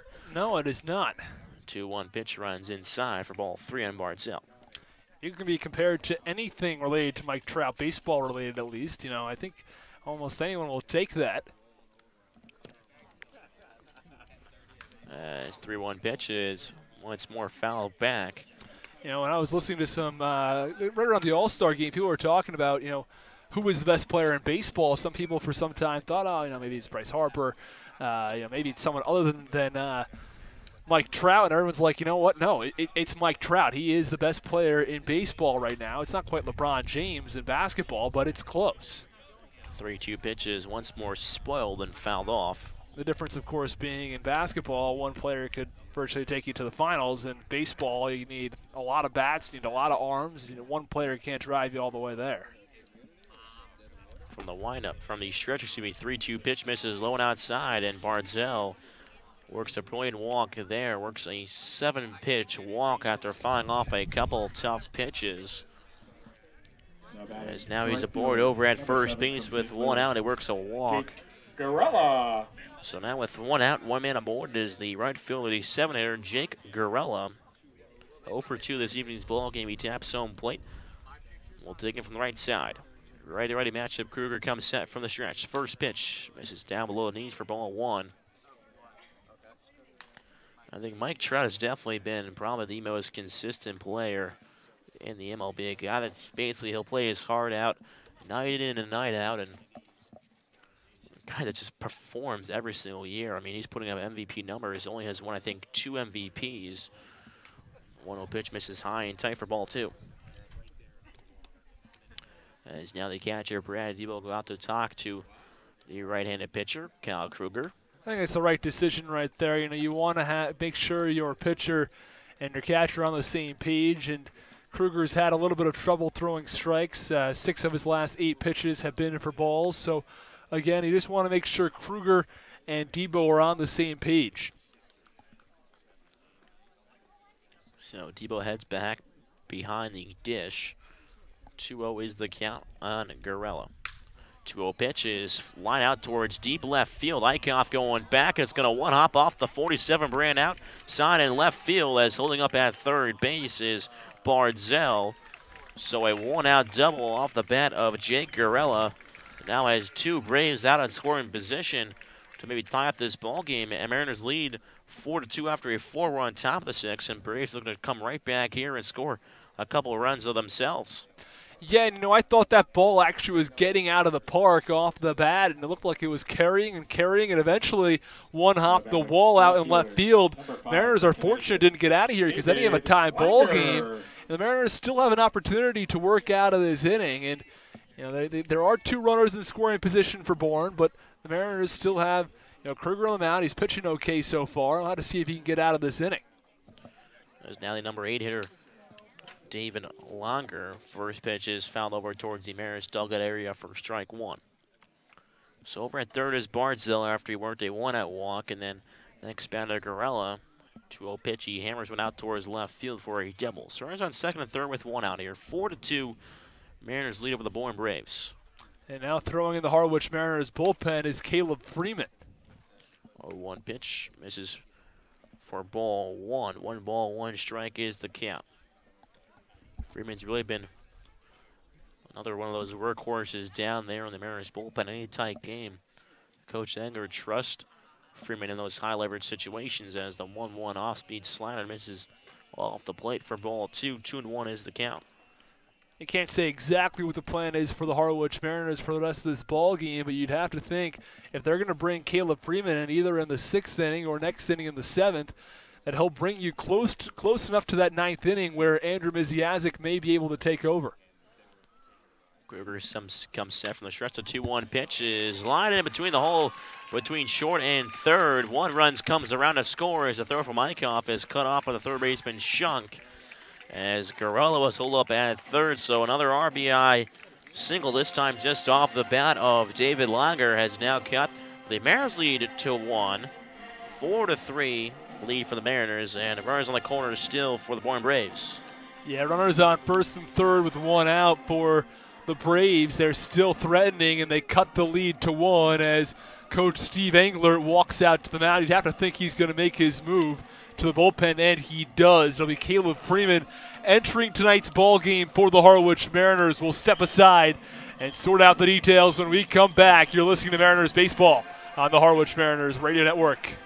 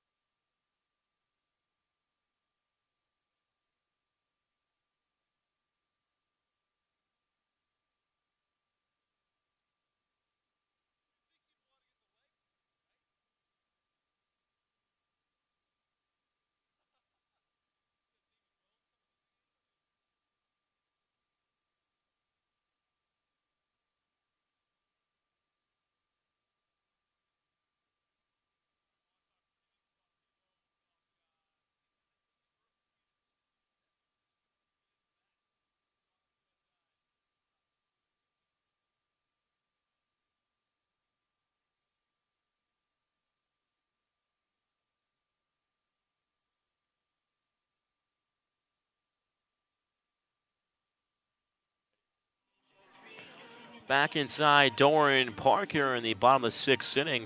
4-3 Mariners lead over the Bourne Braves as Caleb Freeman comes across here to pitch for the Harwich Mariners in relief of Cal Kruger. And Caleb Freeman so far this season has been especially good in his first inning of work. He throws really hard, has an outstanding curveball. He's someone with really good potential. You know, he has all the stuff that you'd want in a future MLB pitcher, somebody who probably would work out of the bullpen. And what Caleb Freeman's trying to work on right now is extending his pitch count, going a little bit longer into some games. And I could see him going, if he's pitching well, into that 8th inning. And, you know, leaving it off towards the Mariners closer. And you know, he's been so good in these early in these innings, or coming on in relief with runners on base. He's been able to work out of them. Last time, the runners on 2nd and 3rd with 1 out earlier in the week. And Freeman worked out of it, got back-to-back strikeouts to end the inning. Runners on the corners here in the bottom of the 6th inning. 4-3 Mariners lead. However, the tying run is over at 3rd. Big high leverage situation here for Caleb Freeman with 1 out. First pitch misses up above the letters for ball 1 to the catcher, the 9-0 hitter Cooper Johnson. Johnson so far has struck out and bounced out towards second base in the 4th inning. Looks to have an RBI opportunity here for the Braves. Freeman comes set from the stretch. 1-0 pitch to Johnson once more, misses high, and now Debo will make a trek out towards the pitcher's mound area. Count is 2-0. Yeah, Debo having a chat with Caleb Freeman, making sure, again, they're on the same page. They know what they want to do. Freeman is not someone who's going to throw a lot of balls, so the fact that he's down on the count 2-0, I think Debo just telling him to keep the pitches down, make sure you throw strikes. He's got that fastball, and a lot of these hitters can't catch up to it. He's got that really good spin rate, and that's what a lot of these scouts are looking for, the spin rate. The higher the spin rate, you know, you're going to have more fly balls, but that also makes it so that the pitch appears faster when it's up and out of the zone. 2-0 pitch from Freeman, a big swing and a miss from Johnson. Again, has 2 balls and 1 strike, and you talk about spin rate, you always think of Jose Barrios for the Minnesota Twins. I mean, his curveball is Rob Freeman, who's on Twitter with the GIF, the videos that he does about MLB players, and Barrios is a favorite guy because it's almost like video game-like curveball that you can throw. It'll always start from the outside part and will finish on the inside. It's like a Greg Maddux two-seam fastball. It's a 2-1 pitch miss. Once more misses down and in for ball 3.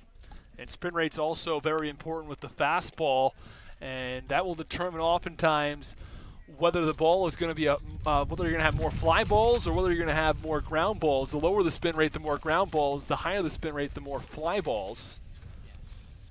3 balls, 1 strike is the count on Johnson. Runners on the corners with 1 out. Freeman will go over towards first base to check on Langer, but he's back in safely, diving head at first. Freeman wipes off the pitcher's rubber, as we'll come in for the stretch to get the sign from the catcher, Debo.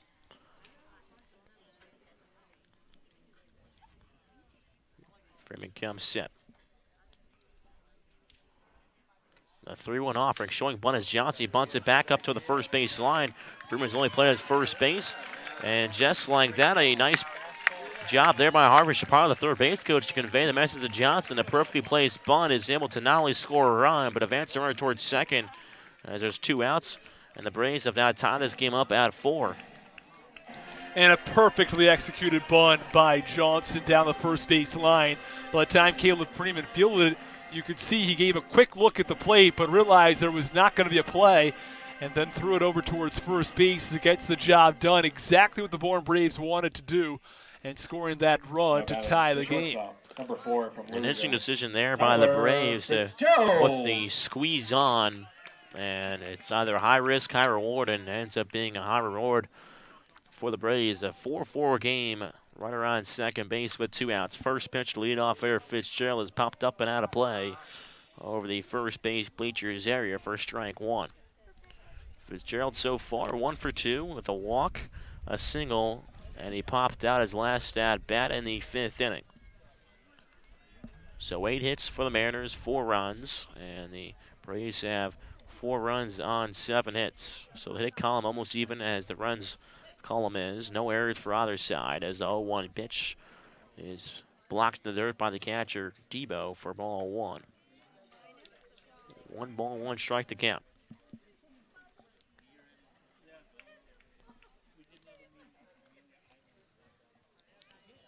Fitzgerald looks to try to break this game open for the Braves with the RBI opportunity at second base. Freeman looks back. Langer, he delivers towards home. 1-1 pitch, just misses a bit too high for ball 2. Fitzgerald's in that count, 2 balls and 1 strike. Fitzgerald out of Louisville, out of the ACC. Brian Hohen also out of Louisville, the starting pitcher for the Braves. So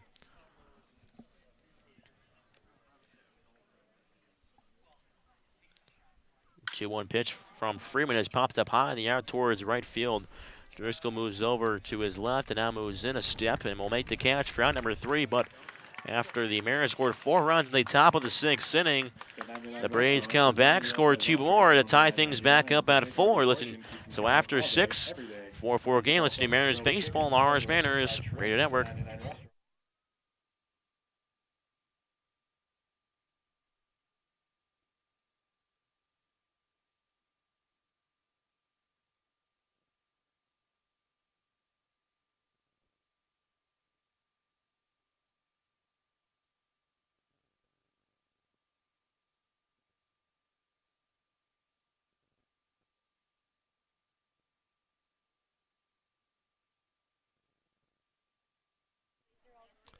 Cape Cod Healthcare is the leading provider of healthcare services for residents and visitors of Cape Cod with 2 acute care hospitals and more than 450 physicians.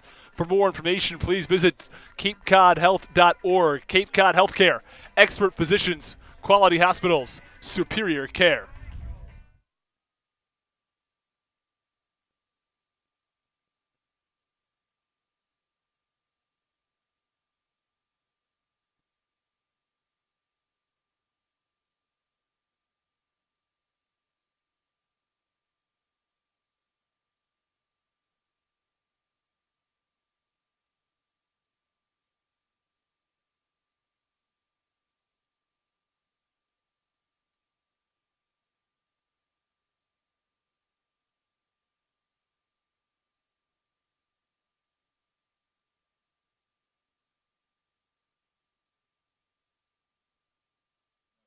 The second baseman, number 8. Welcome back in the top of the 7th inning from Doran Park, and a 4-4 ball game as the right-handed hitter Danny Casals digs in.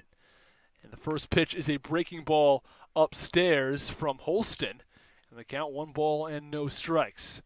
The 6th inning was a big one for both teams. The Harwich Mariners added a 4 spot in the top of the 6th. And Bourne responded with 2 of their own to tie the game at 4-4 as the 1-0 pitch is a breaking ball right down the middle for strike 1, and the count even at 1 ball and 1 strike on Danny Casals. Casals was red hot earlier this season, but recently he has cooled off in a big way as he looks to regain his composure at the plate. As the 1-1 pitch is swung on and missed, and the count 1 ball and 2 strikes.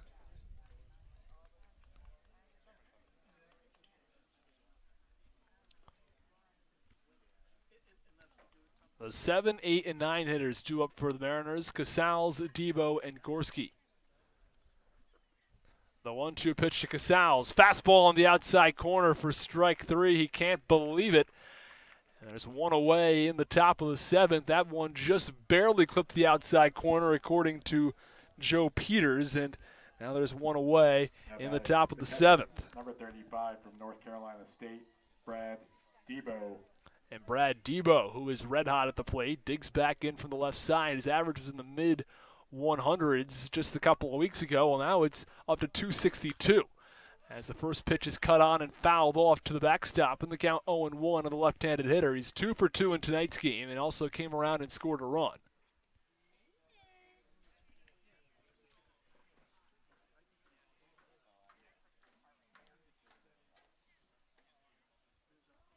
The 0-1 offering. Swung on a high pop-up into the infield as the shortstop Fitzgerald moves in just the step and makes the catch for the second out of the inning. A quick 2 up and 2 down from Holston, who's looked very good so far, has recorded 5 outs on just 13 pitches. Now batting the DH, number 34 from Indiana, Matt Gorski. And Matt Gorski, the right-handed hitter, digs in. He's 1 for 3 in this evening's contest, or I beg your pardon, 1 for 2. The first pitch misses low, and the count 1 ball and no strikes.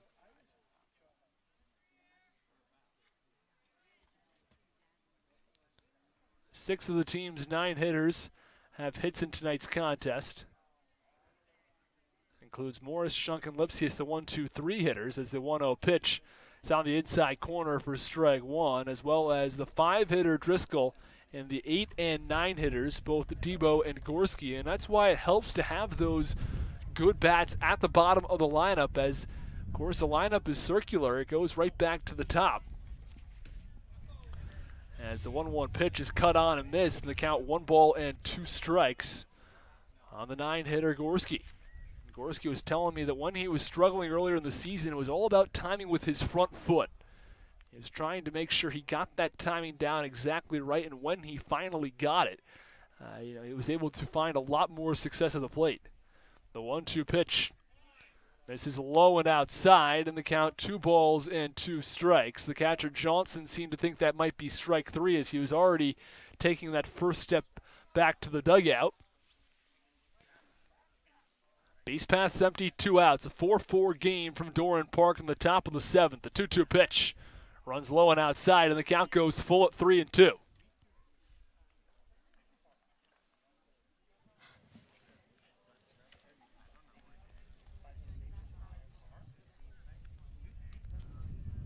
Gorski moves his bat in a circular motion. Base path's empty.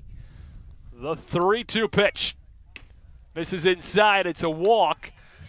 And Matt Gorski is on first base, and he has a lot of speed, and you have to wonder at this point, do you look for a steal out of somebody like Gorski? He was caught stealing earlier in tonight's ball game, but if he can put himself in scoring position, the Mariners would have the go-ahead run. Yeah, definitely a guy that has a lot of speed. We'll have to see if he's comfortable enough. The guy's, missed a week or so of action due to injury, so we'll have to see if he's healthy enough. Able to maybe catch a base down there at second base and put himself in scoring position. It's been a seesaw of a game so far. Going back to the last inning, Mariners take the lead, and then the Braves come right back and tie. Maybe the Mariners trying to come back here and retake the lead. And the runner goes to the first pitch. Swung on and fouled off, though. Fouling out of play. And I think Gorski would have been very safe over at second base, but Tanner Morris opted to swing the bat. I think Gorski put his hands up as he ran down towards second base. I mean, he had a fantastic jump over there. Now the element of surprise is gone now, as Holston will now realize that he might have to hold Gorski on. It's a little bit tighter over there at first. Gives just one look back to Gorski. And the 0-1 pitch misses outside, and the count 1 ball and 1 strike. So it is important for a runner. Now he goes in the first pitch. He does not go on the second pitch. But Holston is not keeping him on all that closely. He gives just that one look. Oh, and now he's throwing back over. Gorski doesn't really have sometimes a big enough lead. I mean, I think the first pitch he had a big lead. The last 2 pitches is just about 2 steps off, so not that big of a jump.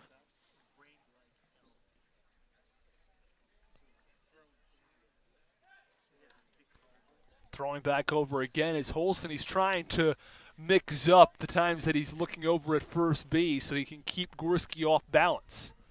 It's all it is when holding a runner on. You can either, at the time you made it take before the looks, come and set how long you wait.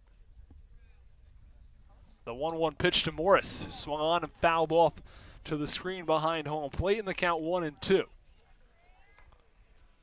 Gorski off first, 2 outs, top of the 7th inning, a 4-4 game between the Mariners and the Braves.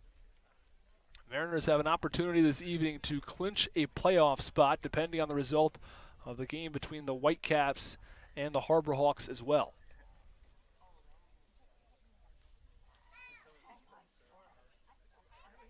The 1-2 pitch misses outside, in the count 2-2. So either a Brewster loss or tie and a Mariners win, or a Mariners tie and a Brewster loss. Those would be the two that would do it. Of course, the Mariners winning a Brewster loss would also clinch a playoff spot. And the 2-2 pitch cut on and fouled off to the screen behind home plate, and the count remains 2 balls and 2 strikes as Morris is putting up a fight in this at-bat.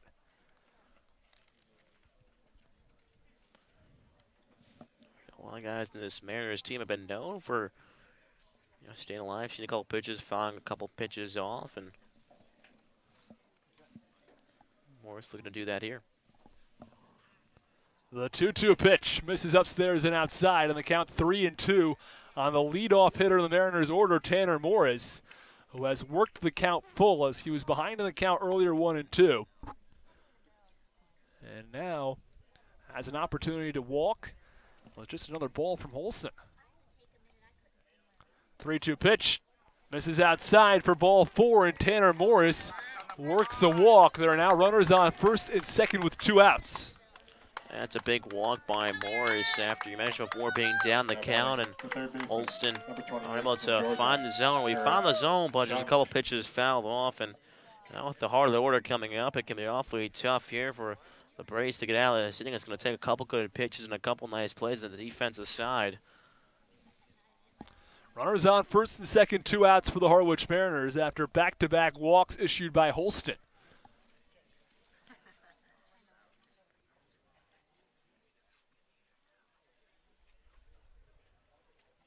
The first pitch is swung on a high pop-up in the infield. The first baseman, Brickhouse, moves into foul ground and makes the catch for the final out of the inning. The Mariners strand 2, and at the end of 6.5, we'll head to the 7th inning stretch. It's a 4-4 ball game from Doran Park.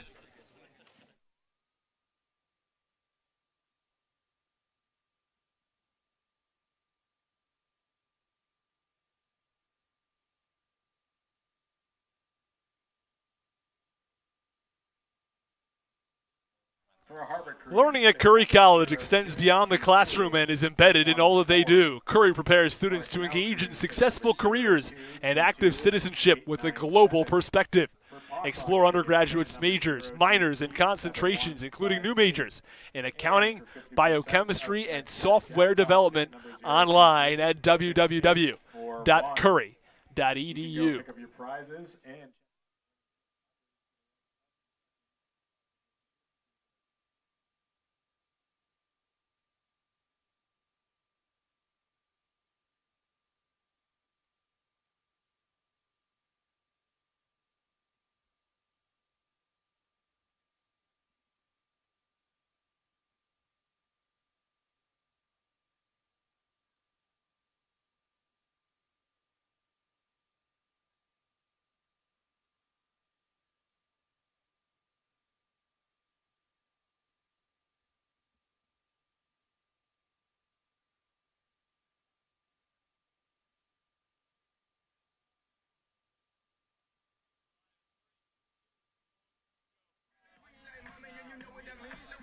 Bottom of the 7th inning, it's a 4-4 game from Doran Park, and Caleb Freeman returns to the mound for the Harwich Mariners. Now batting the second baseman, number 11 from Connecticut. And it's the 2, 3, and 4 hitters due up for the Bourne Braves, Prado, Triolo, and Brickhouse.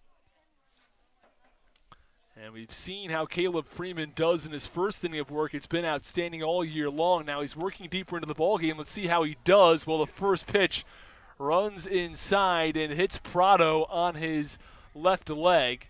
So he has a free pass over towards first base, and again, just doesn't have his control on that first pitch. It runs a little in and ends up hitting him on the thigh.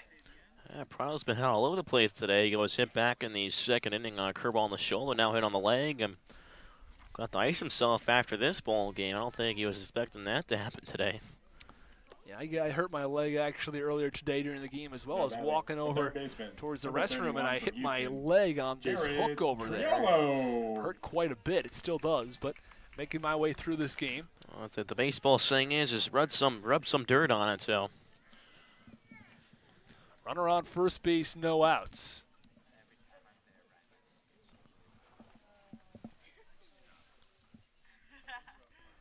The first pitch of Triolo runs up and in, and the count 1-0.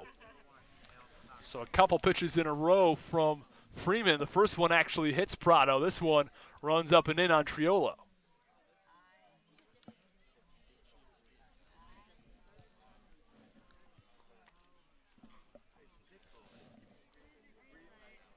The 1-0 delivery. Foul tip into the catcher's mitt, and the count 1-1. I don't think he actually swung. It must have just deflected off of the knob of the bat. Yeah, that's what the home plate umpire said, foul tip, so it must have just glanced off somewhere on that bat. I mean, it was awfully close inside pitch. Could have off the handle. Somewhere on the lower part of the bat, though. The 1-1 delivery from Freeman. Runner goes, swung on and fouled off behind home plate in the count 1-2. May have had the hit and run on for Bourne. Again, it's only an official hit and run if it's actually said by the coaching staff that you want to try to swing the bat and run. Sometimes the runner goes and the batter will swing nonetheless. Unless we're stealing signs from Harwich a Pyro down there at third base, you know, we could be doing with that. You know, be like the Red Sox, get an Apple Watch, something like that, get some signs, pick it up.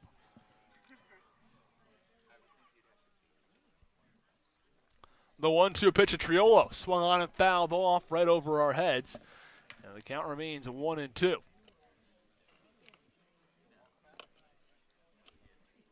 Triolo followed by Brickhouse. Again, the 2, 3, and 4 hitters were due up in this inning. The second hitter, Prado, already walked.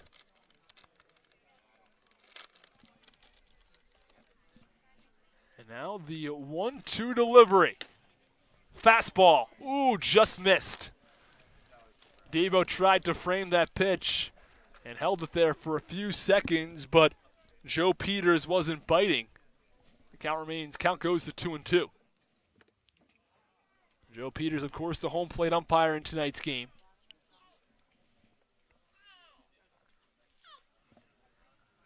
The 2-2 delivery.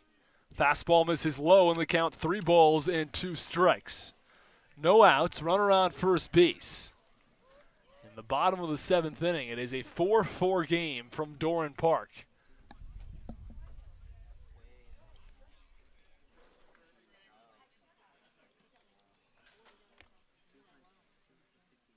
The payoff pitch, runner goes, and it misses inside. So it is a walk to the 3-hitter Triolo. So after Caleb Freeman hits Prado, he walks Triolo, and there are runners on first and second with no outs as the cleanup hitter, Spencer Brickhouse, digs in from the left side. Now, normally you'd say the cleanup hitter is coming up to the plate. It's the guy who was the MVP of the All-Star game. But it turns out that Brickhouse is not doing all that well tonight. He is 0 for 3 with a strikeout. You just have to think that he's sometime due at the plate. First pitch to Brickhouse. Fastball on the inside corner, and the count 0-1. Almost had a base hit his last time up in the 5th, but it was robbed by the third baseman, Aaron Shunk. Still a moderate shift going on here for the Mariners. Prado off second, Triolo off first, no outs. Bottom of the 7th inning, a 4-4 game. The 0-1 pitch. Ooh, misses just off the outside corner, and the count 1-1. And he's been throwing it right around the corners in the zone and has not been getting many calls from the home plate umpire, Joe Peters.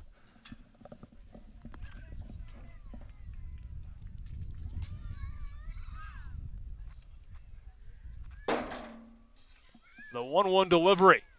Cut on, a foul tip, and missed into the catcher's mitt. So the count 1-2 now on Spencer Brickhouse.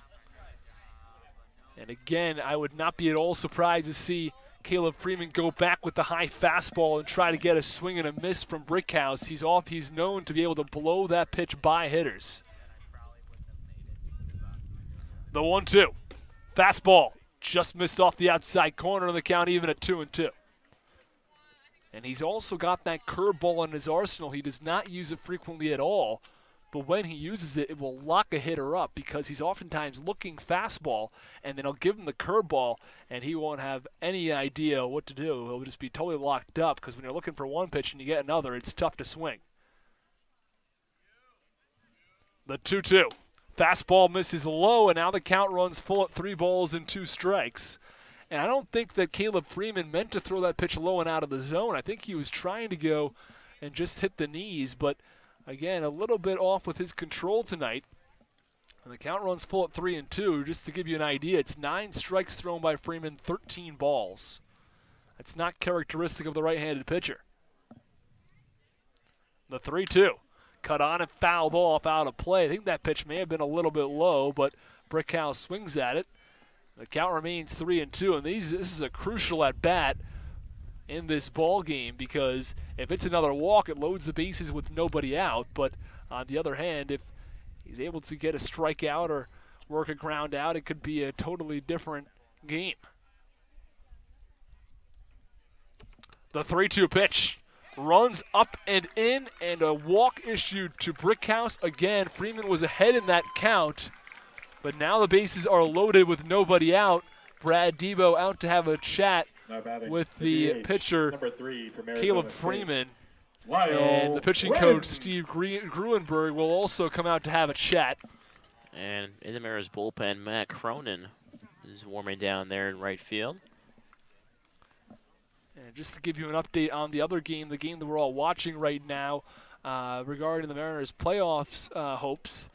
The Hyannis Harbor Hawks and Brewster Whitecaps are tied at 4-4. The game has supposedly gone to the top of the 10th, but I believe it may have been called due to darkness over in Brewster, which would mean it would be a tie. So the Mariners, if they can win tonight's ball game, would then clinch a playoff spot. But they're going to have some work to do to get out of this inning. The bases are loaded with nobody out, and it is the 6th hitter in the order. Or I beg your pardon, it is the 5 hitter. It is Lyle Lynn.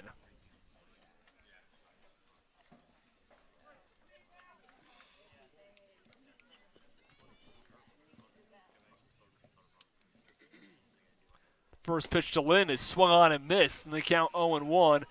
And it goes a lot back to that confidence. You know, we talk about confidence all the time with a hitter and his hit streaks, and the same thing goes for a pitcher. If he's confident, he can throw his pitches wherever he'd like to. The 0-1 pitch from Freeman misses low and in, and the count 1 ball and 1 strike. And I think that if Freeman's unable to get an out here, that'll probably be it for him. Again, he's walked a couple hitters, also hit a batter, and the control has been the issue for him tonight. The 1-1 pitch from Freeman just misses upstairs and outside, and the count 2-1. And a lot of the pitches haven't been bad misses. We're not talking missing by 2-3 feet. We're talking missing by a couple of inches a lot of times. Yeah, he's been nibbling at the corners, at the knees, the letters. A couple of them missed, but. The 2-1 pitch swung on, a high fly ball to left field. Eichhoff takes a step back, makes the catch, throws the ball in, but tagging and scoring from third is Prado, and the Bourne Braves take a 5-4 lead in the bottom of the 7th inning. The other runners do not move up, so there are runners on first and second with 1 out as Prado scores the go-ahead run for the Braves in the bottom of the 7th. It's a big run there, and they still have a couple more opportunities to drive in another one. Even though the runners don't advance, a base hit can score a few more. They have some time, but also a double play ball can get the Mariners out of this inning. And Ashton Bardzell, the 6th hitter in this lineup, steps in from the right side. First pitch misses upstairs for ball 1. Yeah, so Lynn has now driven a pair of runs this evening, and Bardzell drove in another run. So he's one of the 5 runs so far for the Braves.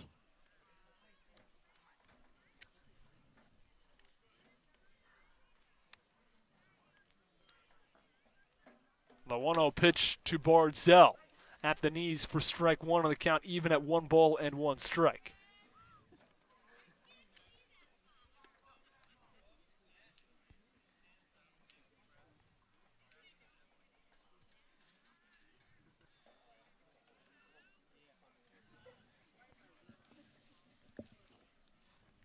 The 1-1 delivery, cut on and missed, and the count 1 ball and 2 strikes. We'll see if Freeman goes back to that fastball, goes off speed, but I think it might go back to the fastball up in the zone.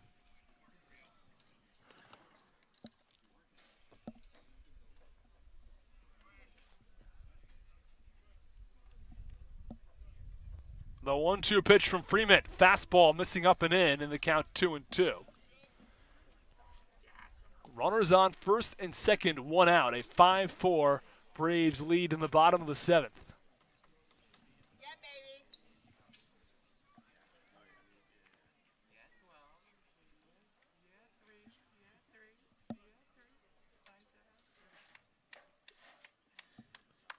The 2-2 pitch swung on, a ground ball. Nice diving stop by Shunk on a second for 1.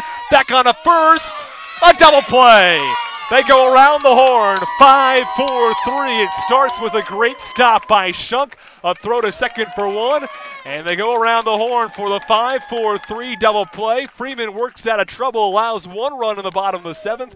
The Braves are on top 5-4. We head to the top of the 8th. You're listening to Mariners baseball on the Harwich Mariners Radio Network.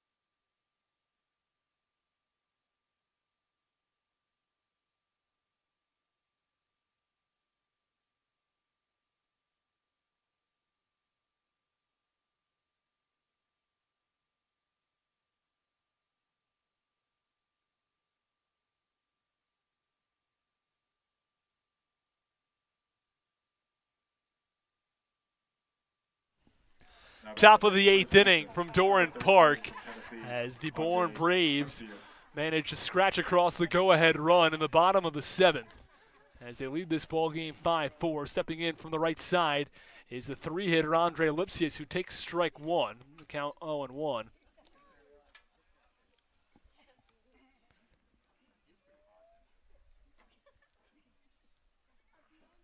The 0-1 pitch. This is outside, and the count 1 ball and 1 strike. And we've talked about this Mariners order being a circular order with the bottom hitters flowing back into the top of the order. And out of the Mariners' 8 hits, 7 of them have come from the 8, 9, 1, 2, and 3 hitters as the 0-1 pitch is cut on and fouled off by Lipsius. Well, it just makes your team a lot better when the guys from the bottom can produce as well the guys from the top. Makes it top-down tough to pitch to order.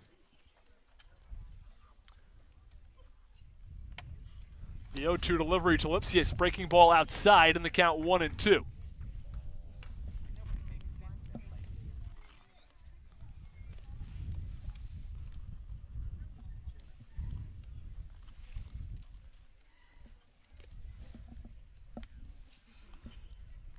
The 2-2 pitch from Holston misses low, and the count goes full at 3 balls and 2 strikes. And it's hitting an important part in this ball game right now, as if Lipsius can work a walk, all of a sudden he's on base.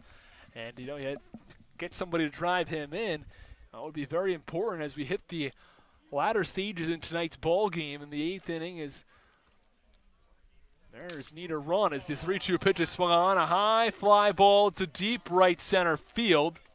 Moving back and making the catch is Barzell for the first out of the inning. Well, that was Little hit ball off the barrel, but just getting under it was Lipsius, and Wind able to not push it out enough. It was just a routine fly ball out in right center field, but that's a big out for Holston. The leadoff hitter is retired here, and the way this ball game has mostly gone, you know, and the Mariners able to respond right back after the Braves have, but. And there will be a pitching change from Doran Park. A solid outing from Holston as he goes 2 1/3 innings of work, faces 9 batters, allows no hits, no runs, and walks 2. But there's a move to the bullpen, and we'll sort out the details when we come back. It's a 5-4 Braves lead in the top of the 8th.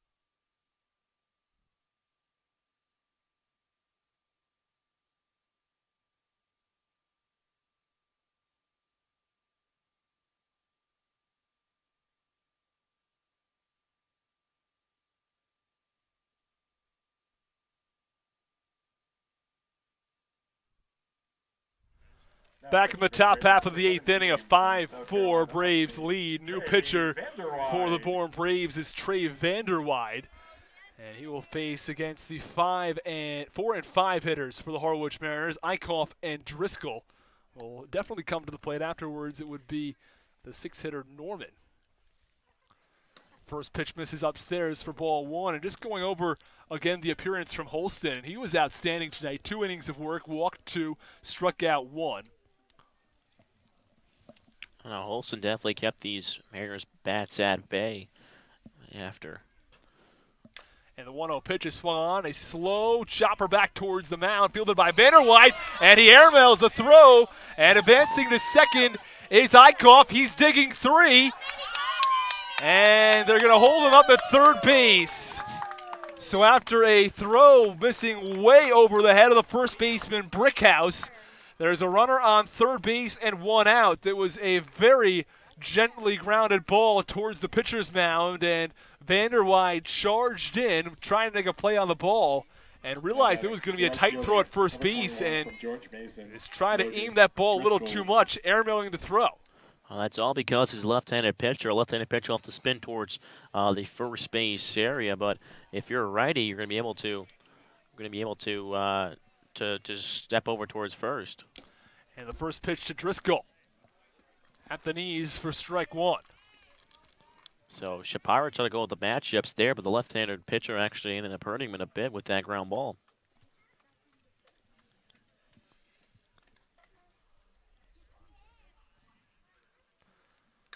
And the 0-1 misses upstairs in the count. Oh, it's going to actually clip Driscoll. Didn't get much of him, maybe just grazed off of his pad on his right arm. But it's going to be enough to earn him first base. There are now runners on first and third with 1 out. It is Ben Norman out of Iowa. Now batting. Will step in from the left side. From Iowa, Ben Norman. This is big here now. Mariners have 2 runners on, including 1 in scoring position. You just got to think, elevate a ball here. Put it out in the outfield area. You definitely want to keep the ball off the ground unless you can squeeze it up the middle or through the holes. You don't want a double play, but any other ground ball could be okay for the Mariners as they first pitch is swung on and fouled off out of play in the count 0-1 on Ben Norman.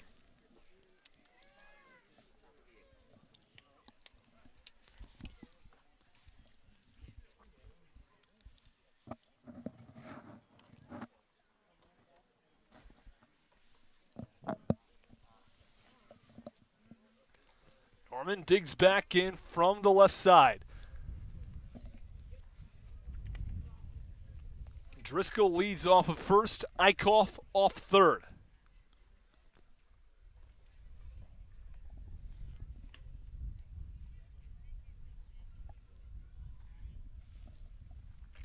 The pitch misses low and in the dirt, and the count even at 1 ball and 1 strike.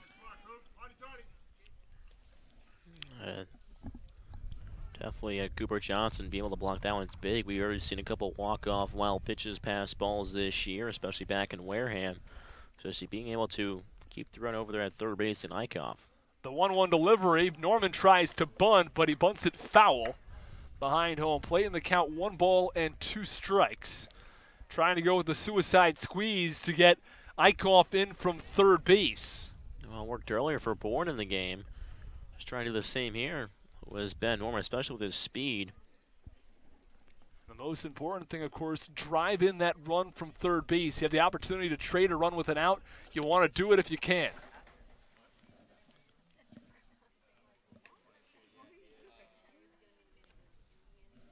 The 1-2 pitch misses low into the dirt. Nicely blocked again by Johnson.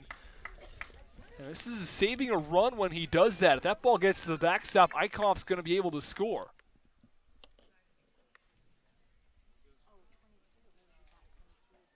Again, runners on the corners. 1 out. Top of the 8th inning, a 5-4 lead for the Bourne Braves. Mariners looking to come back in this ball game. The 2-2 pitch, swung on, ground ball through the left side for a base hit. Scoring is Nate Eichhoff. Advancing to second, Logan Driscoll, and the Mariners tie it up at 5. That's a big hit there. Off the bat of Ben Norman, a guy that hasn't reached base this evening, comes up in a big spot for the Mariners, able to drive in a run. Not only just drive a run, but also reach base as well, as now the runner's on first and second. Another runner pending over there at second base, and Logan Driscoll. So another base hit now could score another for the Mariners. 3 straight hitters reaching. At first it was Eichhoff who reached on an error by the pitcher Vanderwide. And then it was Logan Driscoll who was hit by a pitch, and Ben Norman drives in a run with a base hit as the first pitch to Danny Casals misses outside, and the count 1 ball and no strikes.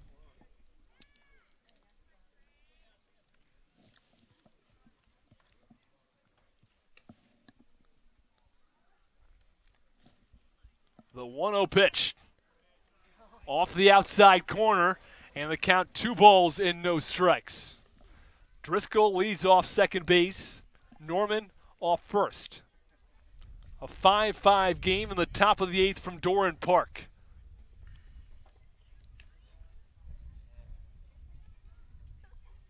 The 2-0 pitch to Casals misses outside, and the count 3 balls and no strikes. And to this point, you had to force Vanderwide to throw some strikes. He's thrown 5 strikes, 7 balls. If you're Danny Casals right here, you're going to make him throw that first pitch strike.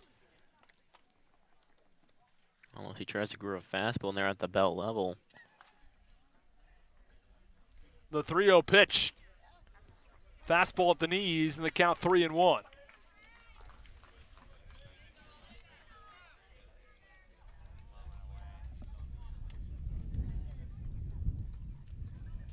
One away in the top of the 8th inning.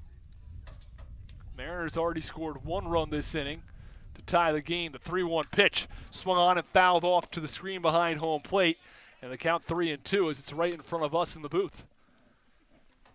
Could have got a free souvenir back. I played those back at my house in Connecticut, so I don't need another ball in the collection.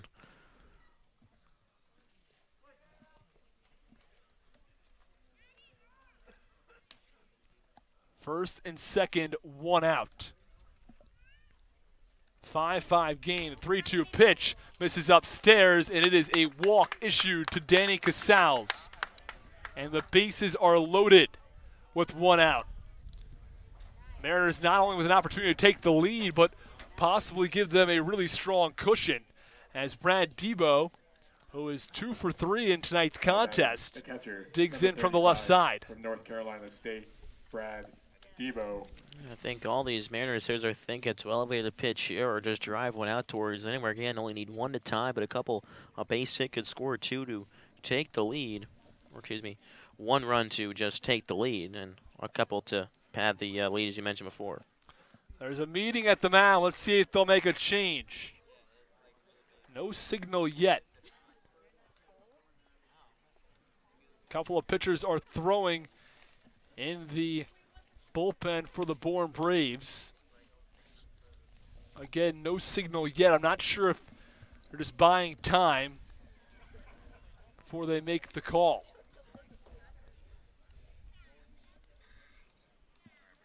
Everybody just looking over towards the bullpen at this point. I have to think they're about to make that call.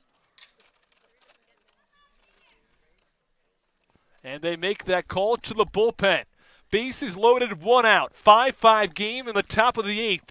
A call to the bullpen for the Bourne Braves. We'll step aside and sort out the details on the other side of the break. You're listening to Mariners Baseball on the Harwich Mariners Radio Network.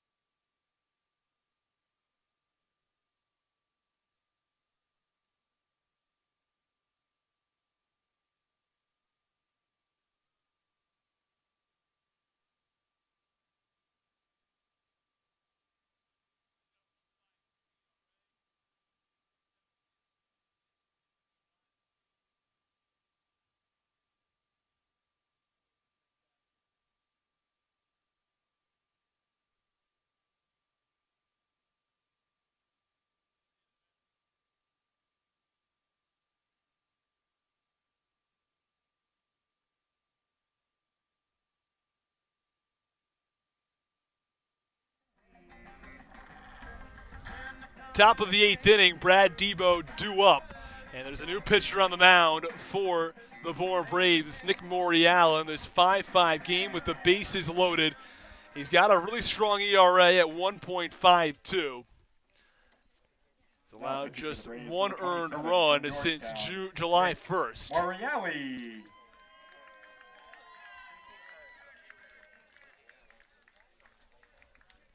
As Morial comes on to face Debo, who is the 8th hitter. And if necessary, then Gorski, and then back to the top of the lineup with Morris and Shunk. The first pitch to Debo misses low and in the dirt, and the count 1 ball and no strikes. Cooper Johnson behind home plate continue to be like a cat back there and block everything he sees in sight. Morial, 29 strikeouts to 9 walks, a very strong ratio in that department. The 1-0 pitch hops before home plate, now throwing back to third, and diving in safely is Driscoll. He had himself quite a lead, and Cooper Johnson fired a dart over towards third base, but diving back in safely was Driscoll. So the count 2 balls and no strikes. And Driscoll Ware is just too far off the bat. He was trying to see where the ball might end up, but again, another nice stop behind home plate. The 2-0 delivery. Breaking ball on the inside corner, and the count 2 balls and 1 strike.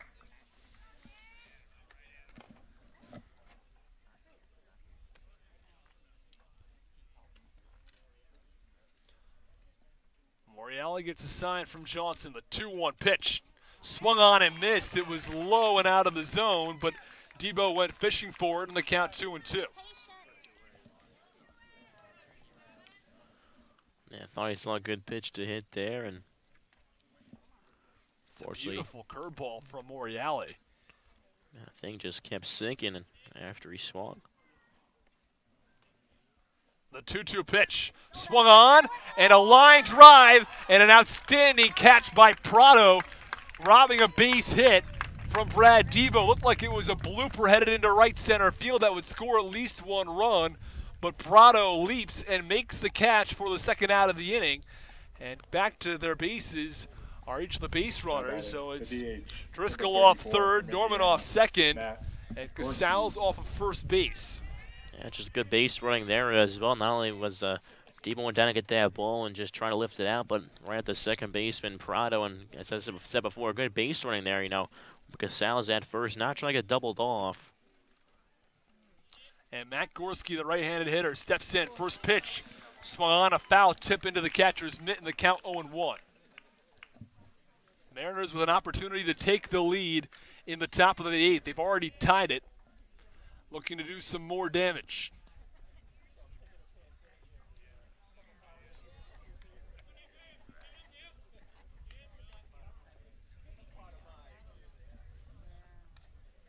The 0-1 pitch to Gorski. Misses low and in the dirt, and the count 1 ball and 1 strike. And this is a prime opportunity for the Harwich Mariners. It would be tough if the Mariners are unable to score that second run. You know, they still are tied in this ball game, but I'm not sure they're going to get another chance just like this. Now we talk about capitalizing on your opportunities. This is definitely an opportunity. You have to at least get another one in.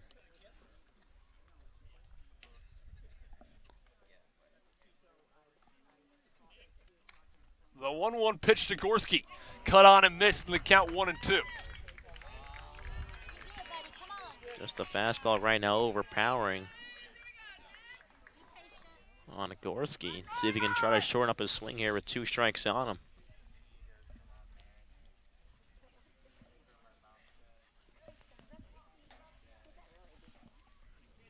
Bases loaded, 2 outs. 5-5 game. The 1-2 pitch to Gorski. Swung on and misses in the dirt. Fielding it is the catcher, Cooper Johnson. He'll step on the plate for the force out, and that will do it for the top of the 8th inning. The Mariners strand 3 but score 1. At the end of 7.5, it is the Mariners 5 and the Braves 5. You're listening to Mariners Baseball on the Harwich Mariners Radio Network.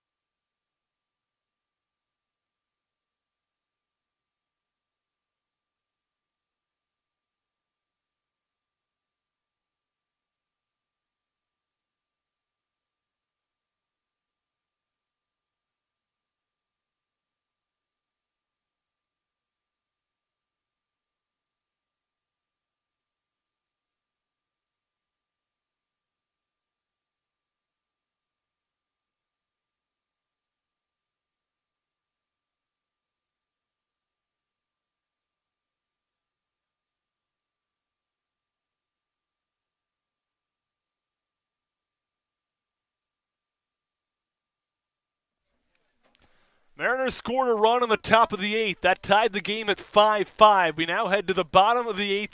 New pitcher in for the Harwich Mariners. It's Andrew Miziazik. Mariners had Caleb Freeman pitch the end of the 6th inning, and then he came in and pitched the entirety of the 7th. He pitched well in the 6th, got out of a jam, but in the 7th inning he allowed 1 run. And now they hand the ball off to Andrew Miziazik, who has been the team's closer throughout the entire year, and he's been outstanding. Oh, he's definitely been a guy that you can definitely trust those bullpen if you're Coach Engler. Coming up from a 10th player to an all-star right now. You know, he's the closer for the Mariners. Well, it's a 7, 8, and 9 hitters due up. First pitch, fastball misses just above the letters in the count. 1 ball and no strikes on Garella. So Garella, Langer, and Johnson. 1-0 pitch swung on and a fly ball down the right field line, foul and out of play. In the count, 1 ball and 1 strike.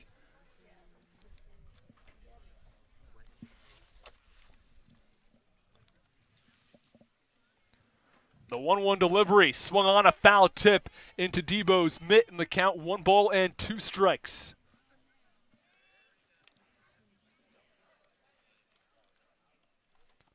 Now the 1-2 delivery. Cut on and fouled off to the screen behind home plate, and the count remains 1-2. His last pitch back on Sunday of the All-Star game. Pitched an inning and a third and a punch-out, and his last regular season against Fallon pitched 2/3 of an inning, 1 hit, and he recorded the save. 1-2 pitch, cut on and fouled off again to the screen behind home plate. He has a 1.03 ERA. Doesn't get much better than that. The 1-2 delivery. Swung on and fouled off over towards the Mariners' dugout.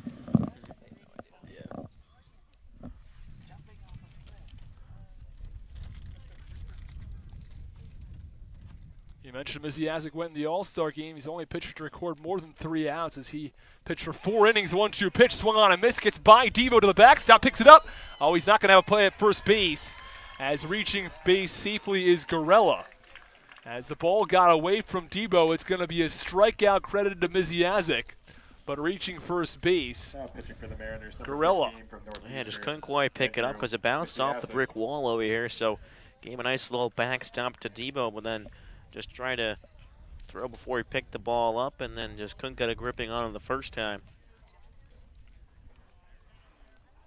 And then when he finally did pick the ball up, he didn't think there would be a play over at first base. I think it would have been, the throw would have been a little late, but he didn't even want to try it.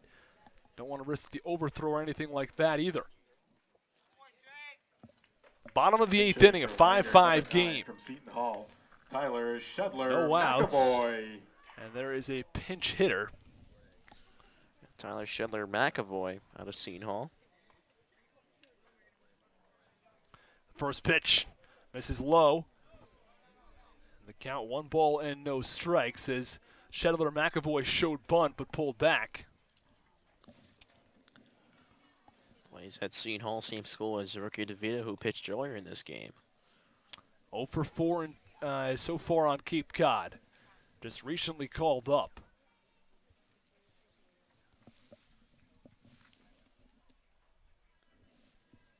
The 0-1 pitch.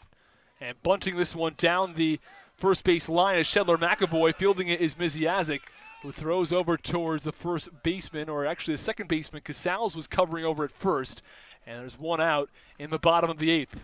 Yeah, Casals just getting a toe on that base, and that's what Bourne was yelling out from the box over, or their dugout area, I should say, on the third base area. They thought he might have gone off the base, but Johnson able to stay intact with the bag and record the out. It's a really hard call for an umpire to make, and you don't want to make that call unless you're absolutely certain that he's off the base, because it's an awfully controversial call to make in a very important part of this ball game. Runner on second, 1 out, bottom of the 8th inning. The pitch cut on and fouled off to Cooper Johnson, who has made a number of nice plays behind home plate.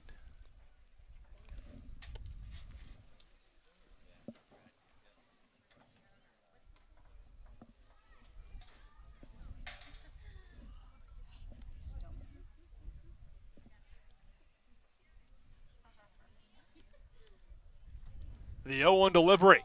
Cut on and missed by Johnson. In the count, no balls and 2 strikes on the right-handed hitter. Johnson 0 for 2 in tonight's ball game. He did drive in a run. He also struck out once. Misiazic ahead in the count 0-2.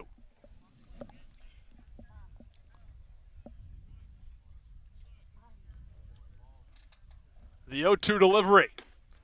On the outside corner for strike 3. Johnson goes down looking, and there are 2 away in the bottom of the 8th. Big strikeout there, and Misiazic, he can rack up the strikeouts in a hurry. Just a couple of appearances back ago, he struck out 6 of the 9 guys he faced. So far, he's technically struck out 2 guys in this inning, even though one of them reached base. But he's a guy that can really strike guys out on a high number, especially that big hanging curveball and then the fastball, too, that can touch up until maybe around 90, 91. And the first pitch is swung on, a line drive down the right field line, foul. The count 0-1. Runner on second base, 2 outs. It's a 5-5 game from Doran Park. The Braves opened up the scoring in the first. The Mariners responded with 4 runs in the 6th. They then led the game 4-2, but the Braves responded immediately to tie it at 4. Then in the bottom of the 7th, the Bourne Braves scored a run and took the lead, but the Mariners responded and tied the game in the top of the 8th. The 0-1 pitch is cut on and fouled off to the screen over the Mariners' dugout, and the count no balls and 2 strikes. And Misiazic now has a couple of pitches to work with. Wouldn't be surprised to see him throw something out of the strike zone on the leadoff hitter, Tyler Fitzgerald. You don't want to give him anything easy to hit. I think it would be best for him to try to get a swing and a miss. He's got 2 fastballs here. I think you're going to go with the curveball, maybe buried in the dirt is what I'm thinking.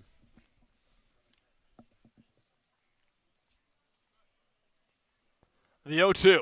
Breaking ball in the dirt, you called it, but laying off is Fitzgerald, and the count 1 ball and 2 strikes. Brad Debo out to have a chat with Misiazic.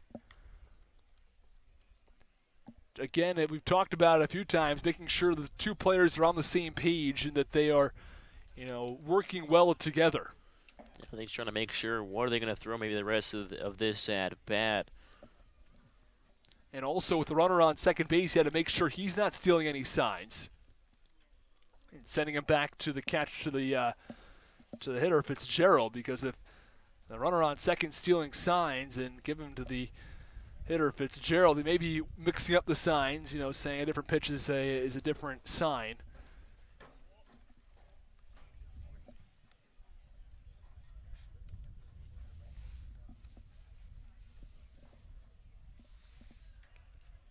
The 1-2 pitch is Fitzgerald, swung on and missed, struck him out. Fitzgerald goes down swinging, and another strikeout for Misiazic. At the end of 8 innings of play, it is a 5-5 game from Doran Park. You're listening to Mariners Baseball on the Harwich Mariners Radio Network.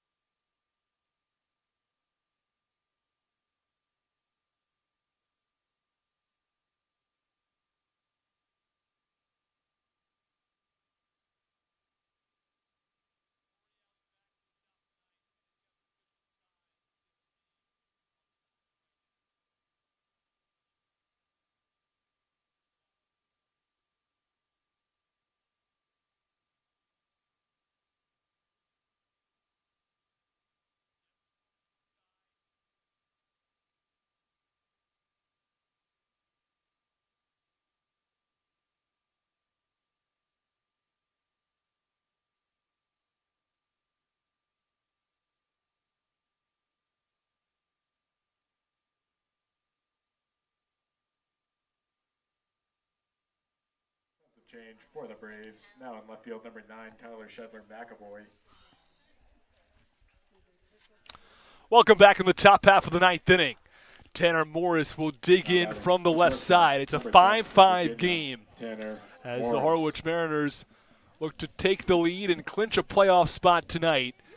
With the Brewster Whitecaps tie, the Mariners, if they can take home a win tonight, would officially clinch the playoffs for the first time since back in 2016 as the first pitch misses outside to Tanner Morris for ball 1.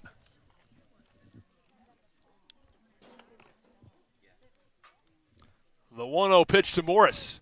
Misses upstairs and outside, and the count 2 balls and no strikes. Morreale back in for his second inning of work as he finished off the top of the 8th inning. Struck out 1 batter and faced just 2. 2-0 delivery. Fastball on the outside corner, and the count 1 ball and 2 strikes. I beg your pardon, 2-1.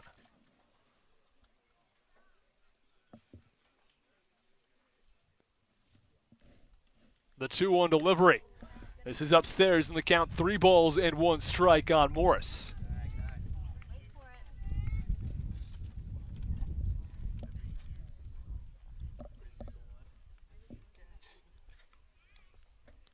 Definitely key here if Morris can find a way on ahead of the count early.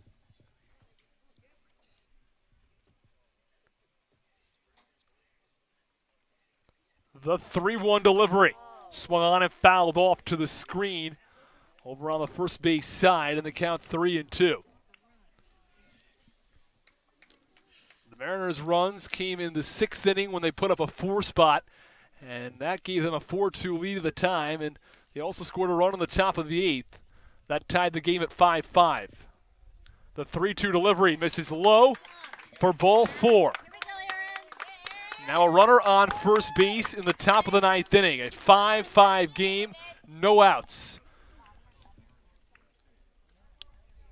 As Nick Morreale had to face the 2 and 3 hitters as the middle of the order starts to come around, and Aaron Shunk, who's 2 for 4 in tonight's ball game already, has an RBI and also scored a run.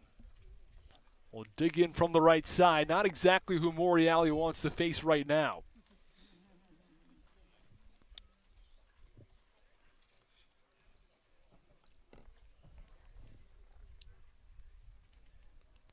First pitch to Shunk.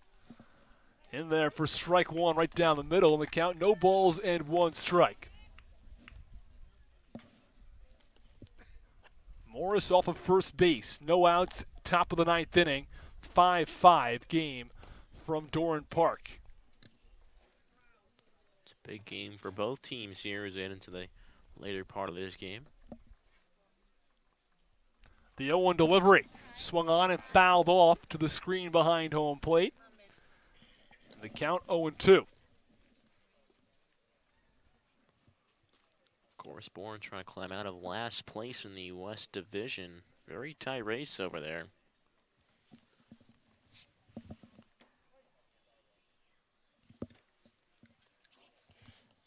Shunk digs back in. The 0-2 pitch. Swung on, a high chopper over towards shortstop. The flip to second is not in time. Runners on first and second with no outs. It was a very high chopper up the middle. Fitzgerald, the shortstop, fielded it, flipped over towards second, but it wasn't in time to get Morris, who slid in safely at second base. Well, the baseball gods helped out the Mariners. They were really high, second, third hop, really saved the day. And then it was a tough flip for the shortstop, Fitzgerald, to Prado, and just hustling over towards second base is Morris. Able to beat that throw out, and there Mariners have something brewing here. Runners on first and second, no outs. Top of the 9th inning. It's 5-5 between the Mariners and the Braves, and there's going to be another meeting at the mound. Let's see if they're going to go with a pitching change here or not. Well, they do have Jacob Wallace out of UConn, their closer. They might think about bringing in here. He's been lights out this whole season with just a West All-Star. That's what I think they might bring in here. Mariners going with their close and Misiasic. Might do the same here. Both pitchers have outstanding ERAs.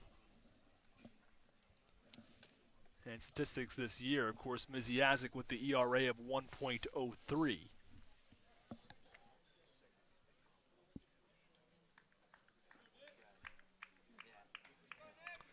And it looks like Morreale is going to stay in this ball game. For Jacob Wallace, he has a very low ERA of 0. He's not allowed a single run in 10 2/3 innings of work.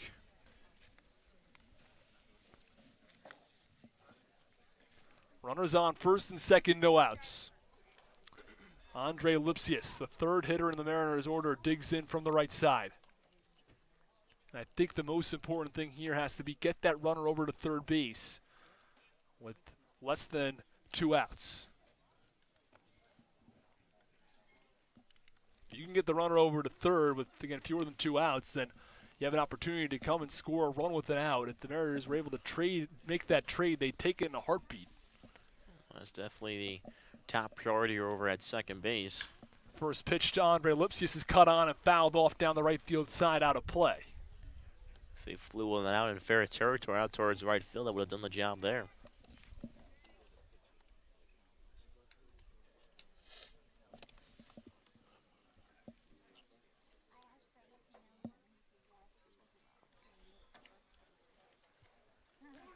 Lipsius squares around to bunt. And the fielders on the corners, Triolo and Brickhouse, started to charge in before home plate umpire called time. Lipsius squares around again to bunt. The 0-1 pitch from Morreale is bunted foul. And the count, no balls in, 2 strikes on Lipsius. And that could have been interesting there if it was actually fair in front of home plate. Since Triolo saw me right in front of home plate, dig back towards third base, they could have had a chance at the lead runner there, but since it went foul, nothing going there. No balls in, 2 strikes. Top of the 9th inning. It's a 5-5 game between the Mariners and the Braves. The 0-2 pitch swung on and fouled off behind home plate, and the count remains 0-2. A nice job just to make contact, not really trying to put it in play, just fouled off and wait to see another pitch. Morris off of second, Shunk off first.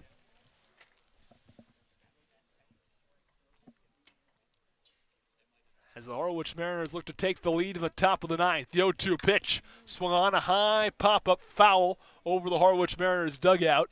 Out of play, and the count remains 0-2.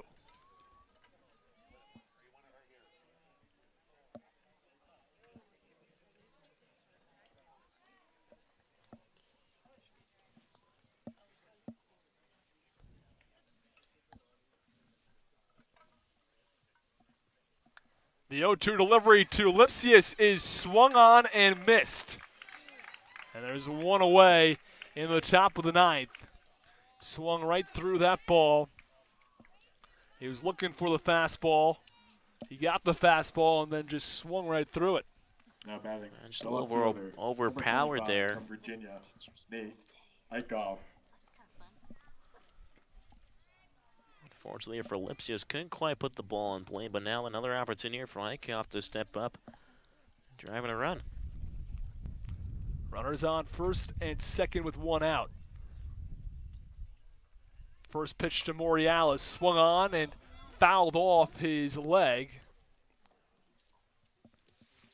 for Eichhoff. And Morreale had a really strong 8th inning in which he recorded the final 2 outs of the inning and then ran into some trouble looking for some luck on his birthday today. We saw it was Aaron Shunk's birthday earlier in the week, and it's a birthday barrage going around the Cape League.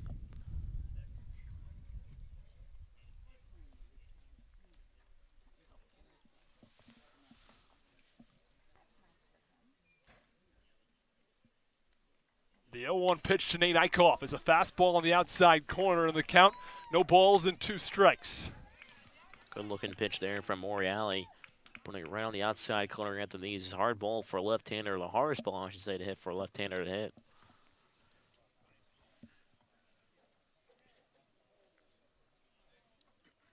Eichhoff digs back into the left-handed batter's box. Morris off second, Shunk off first. 1 out, top of the 9th inning in a 5-5 game. The 0-2. Swung on and missed at a pitch in the dirt.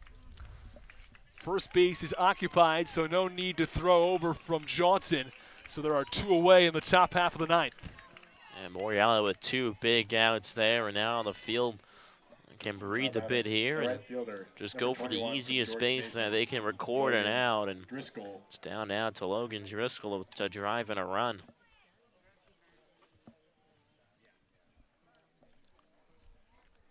Runners still on first and second.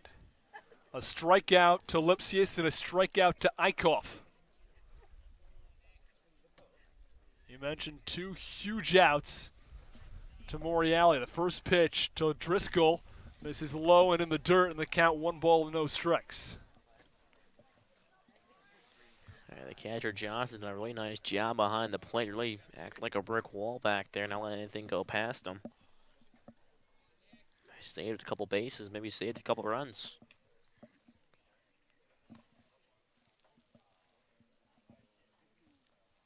The 1-0 pitch, swung on, a line drive through the left side for a base hit. Morris rounding third, a throw to the plate is not in time. Mariners take a 6-5 lead, and the throw from the catcher goes into center field. Advancing to second and third base are Driscoll and Shunk. It's an RBI single off the bat of Logan Driscoll, and the Mariners lead it 6-5 in the top of the 9th. Oh, that was a clutch hit by Logan Driscoll. We said earlier in the game, his bat's really starting to come around. He doubled back in the 2nd inning, and now gets a huge hit here for the Mariners to put them ahead of the Bourne Braves in the game, which has been a seesaw of an affair. Both teams trading leads, and finally here late in the inning, in the 9th, or late in the game, I should say, in the 9th inning, Mariners finally break through. And they still have 2 runners in scoring position, leading this game 6-5. First pitch to the lefty Ben Norman is swung on and grounded foul towards the Bourne Braves dugout. And the count 0-1. So Shunk leads off third, and Driscoll off second. Driscoll advancing to second base on the overthrow from the catcher Johnson into center field. The 0-1 pitch, and Norman is swung on, a line drive into right center field for a base hit. Scoring is Shunk, rounding third, and scoring is Driscoll.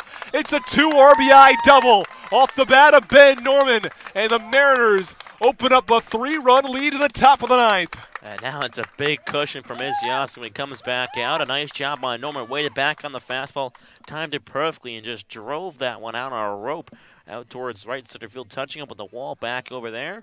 And he finds himself on second base with 2 RBIs in his back pocket. It's 2 base hits tonight from Ben Norman. Both of them drove in runs. The first was an RBI single. This time it's a 2 RBI double.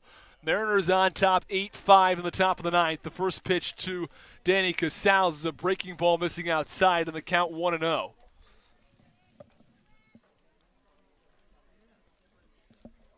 And it's good to see guys like Logan Driscoll and Ben Norman, who've had a bit of up and down seasons, really putting together solid at-bats and getting a lot of timely hits as the 1-0 pitch is swung on and missed, and the count 1-1 on Casals. Well, definitely mentioned before, going into the playoffs, those are the type of guys that can do a lot of damage in a lineup, top to bottom. If those guys can hit, it's going to be awfully hard for the pitching staff to face that lineup. The 1-1 pitch to Casals. Fastball runs up and in, and the count 2-1. In a way, you can almost say it's like the New York Yankees lineup. Those guys, Aaron Hicks is maybe one of the weakest hitters on that team. He's a guy that can bat, 275 on a season. He talked about the lineup being circular, going from the 8 and 9 spots right back into the top of the order. And how important that is as the 2-1 pitch is a breaking ball swung on and missed. And the count 2 balls and 2 strikes. That's why Coach Anger likes, he places guys in certain spots for a certain reason, and tonight it looks like the smartest man on the planet right now, putting Norman Driscoll right around the middle of the lineup. The 2-2 pitch, cut on and missed. Casals goes down swinging.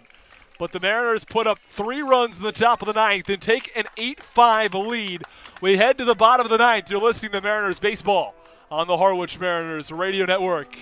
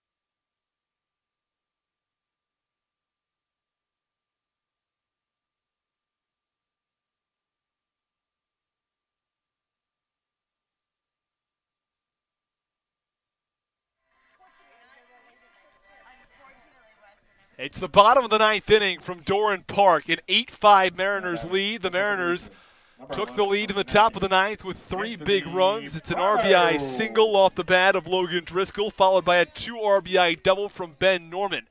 Andrew Misiazik back on the mound for the bottom of the 9th, and the first pitch is on the outside corner for strike 1. And the 0-1 pitch misses outside to Prado, the right-handed hitter, and the count 1 ball and 1 strike. And if the Mariners can hold on tonight, they will clinch a playoff spot. And the 1-1 pitch misses outside, and the count 2 balls and 1 strike. As I mentioned before, not only were Mariners, but that's an important game for both the teams. Mariners can clinch, and the 1-1 pitch is cut on and fouled off to the screen behind home plate, and the count 1 ball and 2 strikes on Prado. Bourne Trail 4 points for Cotuit for the 4th and final spot in the West Division for the playoffs. They came into this game winning 3 of their last 5. And the 1-2 pitch is cut on, a high fly ball into right field. Driscoll takes a couple steps over and makes the catch for the first out of the inning. It's a big first down for the Mariners with Prado retired. Down to the last 2 outs are the Bourne Braves, but they do have the hard lineup coming up with Triolo, Brickhouse, and Lynn.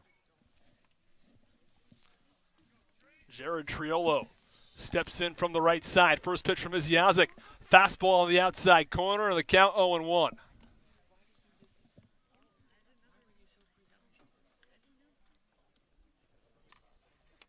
The 0-1 delivery misses low, and the count 1-1.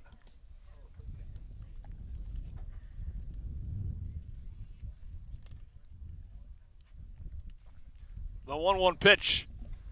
Fastball misses low, and the count 2 balls and 1 strike.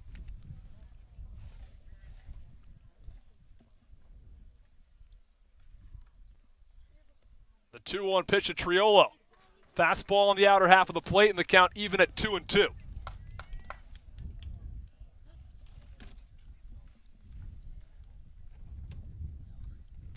The 2-2 pitch. Swung on a foul ball behind home plate, and the count remains 2-2. Got a couple of fastballs here. Wouldn't be surprised if Miziaza goes back to the curb. We'll try to stay with the fastball. 2-2 pitch, cut on and fouled off to the netting behind the plate. It's a little bit of a looser netting back behind home plate. If you're sitting in the first row, as somebody is, you can almost get hit. The 2-2 pitch from Miziazic swung on, and a line drive right to second base. Fielded and making the catch is Casals. There are 2 away in the bottom of the 9th. Now batting the first baseman. And now you can almost taste the one here in Bourne. Spencer Brickhouse. The Mariners have not won in close to a week now because they've only played 2 games in this past week, and then it was the All-Star game on Monday, and the off day on Sunday is the first pitch to Brickhouse. Right down the middle for strike 1.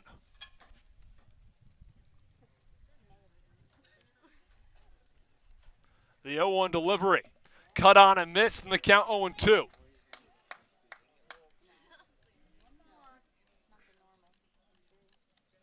The Braves down to their final strike. The 0-2 pitch. Fastball missing upstairs, and the count 1-2.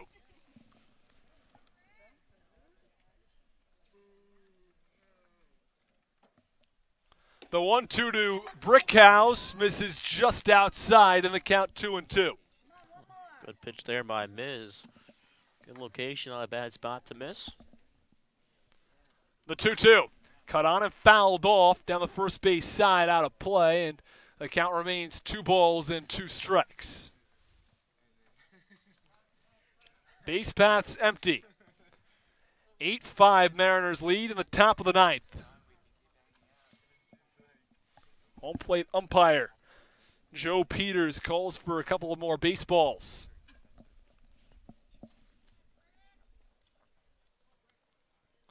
Brickhouse digs back into the left-handed batter's box. The 2-2. Misses low and in the dirt, and the count runs full at 3 balls and 2 strikes. Now Mizia's going to have to attack Brickhouse here.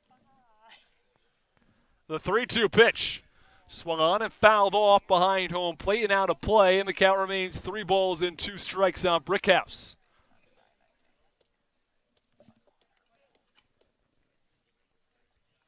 The 3-2 misses inside, and Brickhouse works a walk.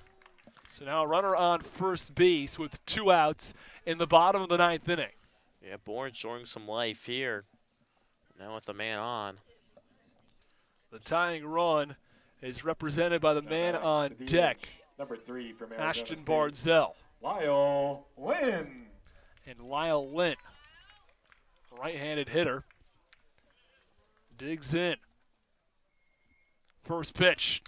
Swung on and fouled off to the screen behind home plate, and the count 0-1. Brickhouse off first, 2 outs. Bottom of the 9th inning. Mariners have a 3-run cushion.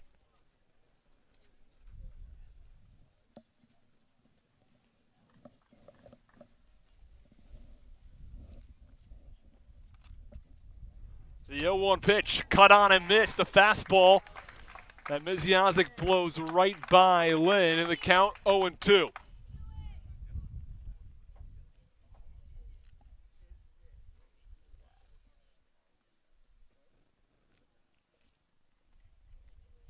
The 0-2 delivery, swung on and missed. He struck him out, and the Harwich Mariners are playoff bound. They win an 8-5 game over the Bourne Braves. That's the ball game, folks. The Braves are on the road tomorrow night. Now they return to action here at Dorn Park. Mariners fell behind early in this game, came back, and scored 8 runs in the final 4 innings of this ball game to win it 8-5. And you got basically a little bit of everything for the Harwich Mariners tonight. The pitching staff was pretty good. DeVito had a decent start, allowed just 2 earned runs over 5 innings of work, and then coming in afterwards, the Mariners had Kruger. He struggled a little bit. Freeman pitched well in an inning and 2/3, and Miziazic closed it out, which we have become accustomed to. And what were your thoughts, Thomas? Well, it definitely was a nice game from all around. Defense a lot stronger this evening, and the bats as well. They came out a little towards the latter part of this game, but finished on a strong note. You know, driving the runs when they had to get them in. Again, 11 hits. They out-hit the Bourne Braves. And they end up winning this game because of they out-hit the Braves this evening. Again, Braves making 2 errors in this game, a couple of them leading to runs towards the latter part of the game. The error by Cooper Johnson, the big one that ended up putting 2 more guys to score in position. But again, the pitching from DeVito was strong, and nicely done from Miz to close out the game. We struck out 4 of the 8 outs that he recorded, so he's just a punch-out machine again. So we'll see if the Mariners can keep things going. They'll face YD, who they've had trouble against this season, but again, they finished strong on the road here in Bourne. And now let's talk about some of the bats tonight for the Harwich Mariners. And depending on what point in the game it was, over the first 4 innings, they were dead quiet. And then in the 5th inning, they came alive, or I beg your pardon, in the 6th inning with 4 runs. And there were a lot of guys in this order who got hit. 7 of the 9 players in the Mariners lineup got hits tonight, including a couple from Brad Debo, 2 from Ben Norman, 2 from Logan Driscoll, as well as 2 from Aaron Shunk. Yeah, definitely some of the bigger ones. Lipsius drove in a 2-bagger RBI single, and Logan Driscoll definitely is probably one of the biggest bats in this lineup this evening, followed by Ben Norman as well. Norman had a 3 RBI night, including 2 in the 9th and 1 RBI still in the 8th. So again, he played very well this evening, as well did as Morris at the top of the order, as well as Aaron Shunk. We talk about those guys at the top of the order haven't hit the ball, but guys at the bottom of the order as well. We talk about Brad Debo, 2-hit night, and Driscoll and Norman, those 2 guys in the middle part of the lineup really solidified this lineup and really led them to victory this evening. It's important they get those hitters the bottom of the order. You mentioned Debo and Gorski as 2 bats who have gotten going recently, and then Driscoll and Norman also a couple of hits for each of them, and the Mariners take home a big win tonight and clinch a playoff spot as the Brewster Whitecaps finish tonight's game in a tie. The Mariners get a win. They are now 10 points ahead of the Brewster Whitecaps, only 5 games remaining, and the Mariners own the tiebreaker there. So the Mariners have officially clinched the playoff spot. I think it's sort of all but confirmed that they will be in that 3 spot moving forward. So what do you think that means for the Harwich Mariners going forward? They're probably going to be taking on the Chatham Anglers, and they haven't yet found success.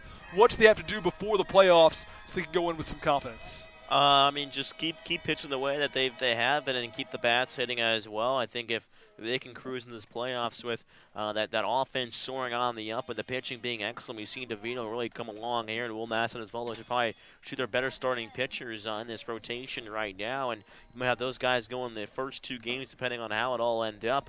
But again, I think if you're going to play against Chatham, again, I think it's not like the biggest loss of the road because you've played close. You know you can play close with them.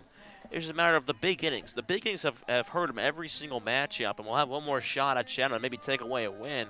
But again, out of the 5 losses prior to the 1 big inning have hurt them, it's all fell apart in that 1 inning. If they can try to keep things together, play a whole 9-inning game, and really play strong, it should be interesting how this Chatham and this Mariners team will line up.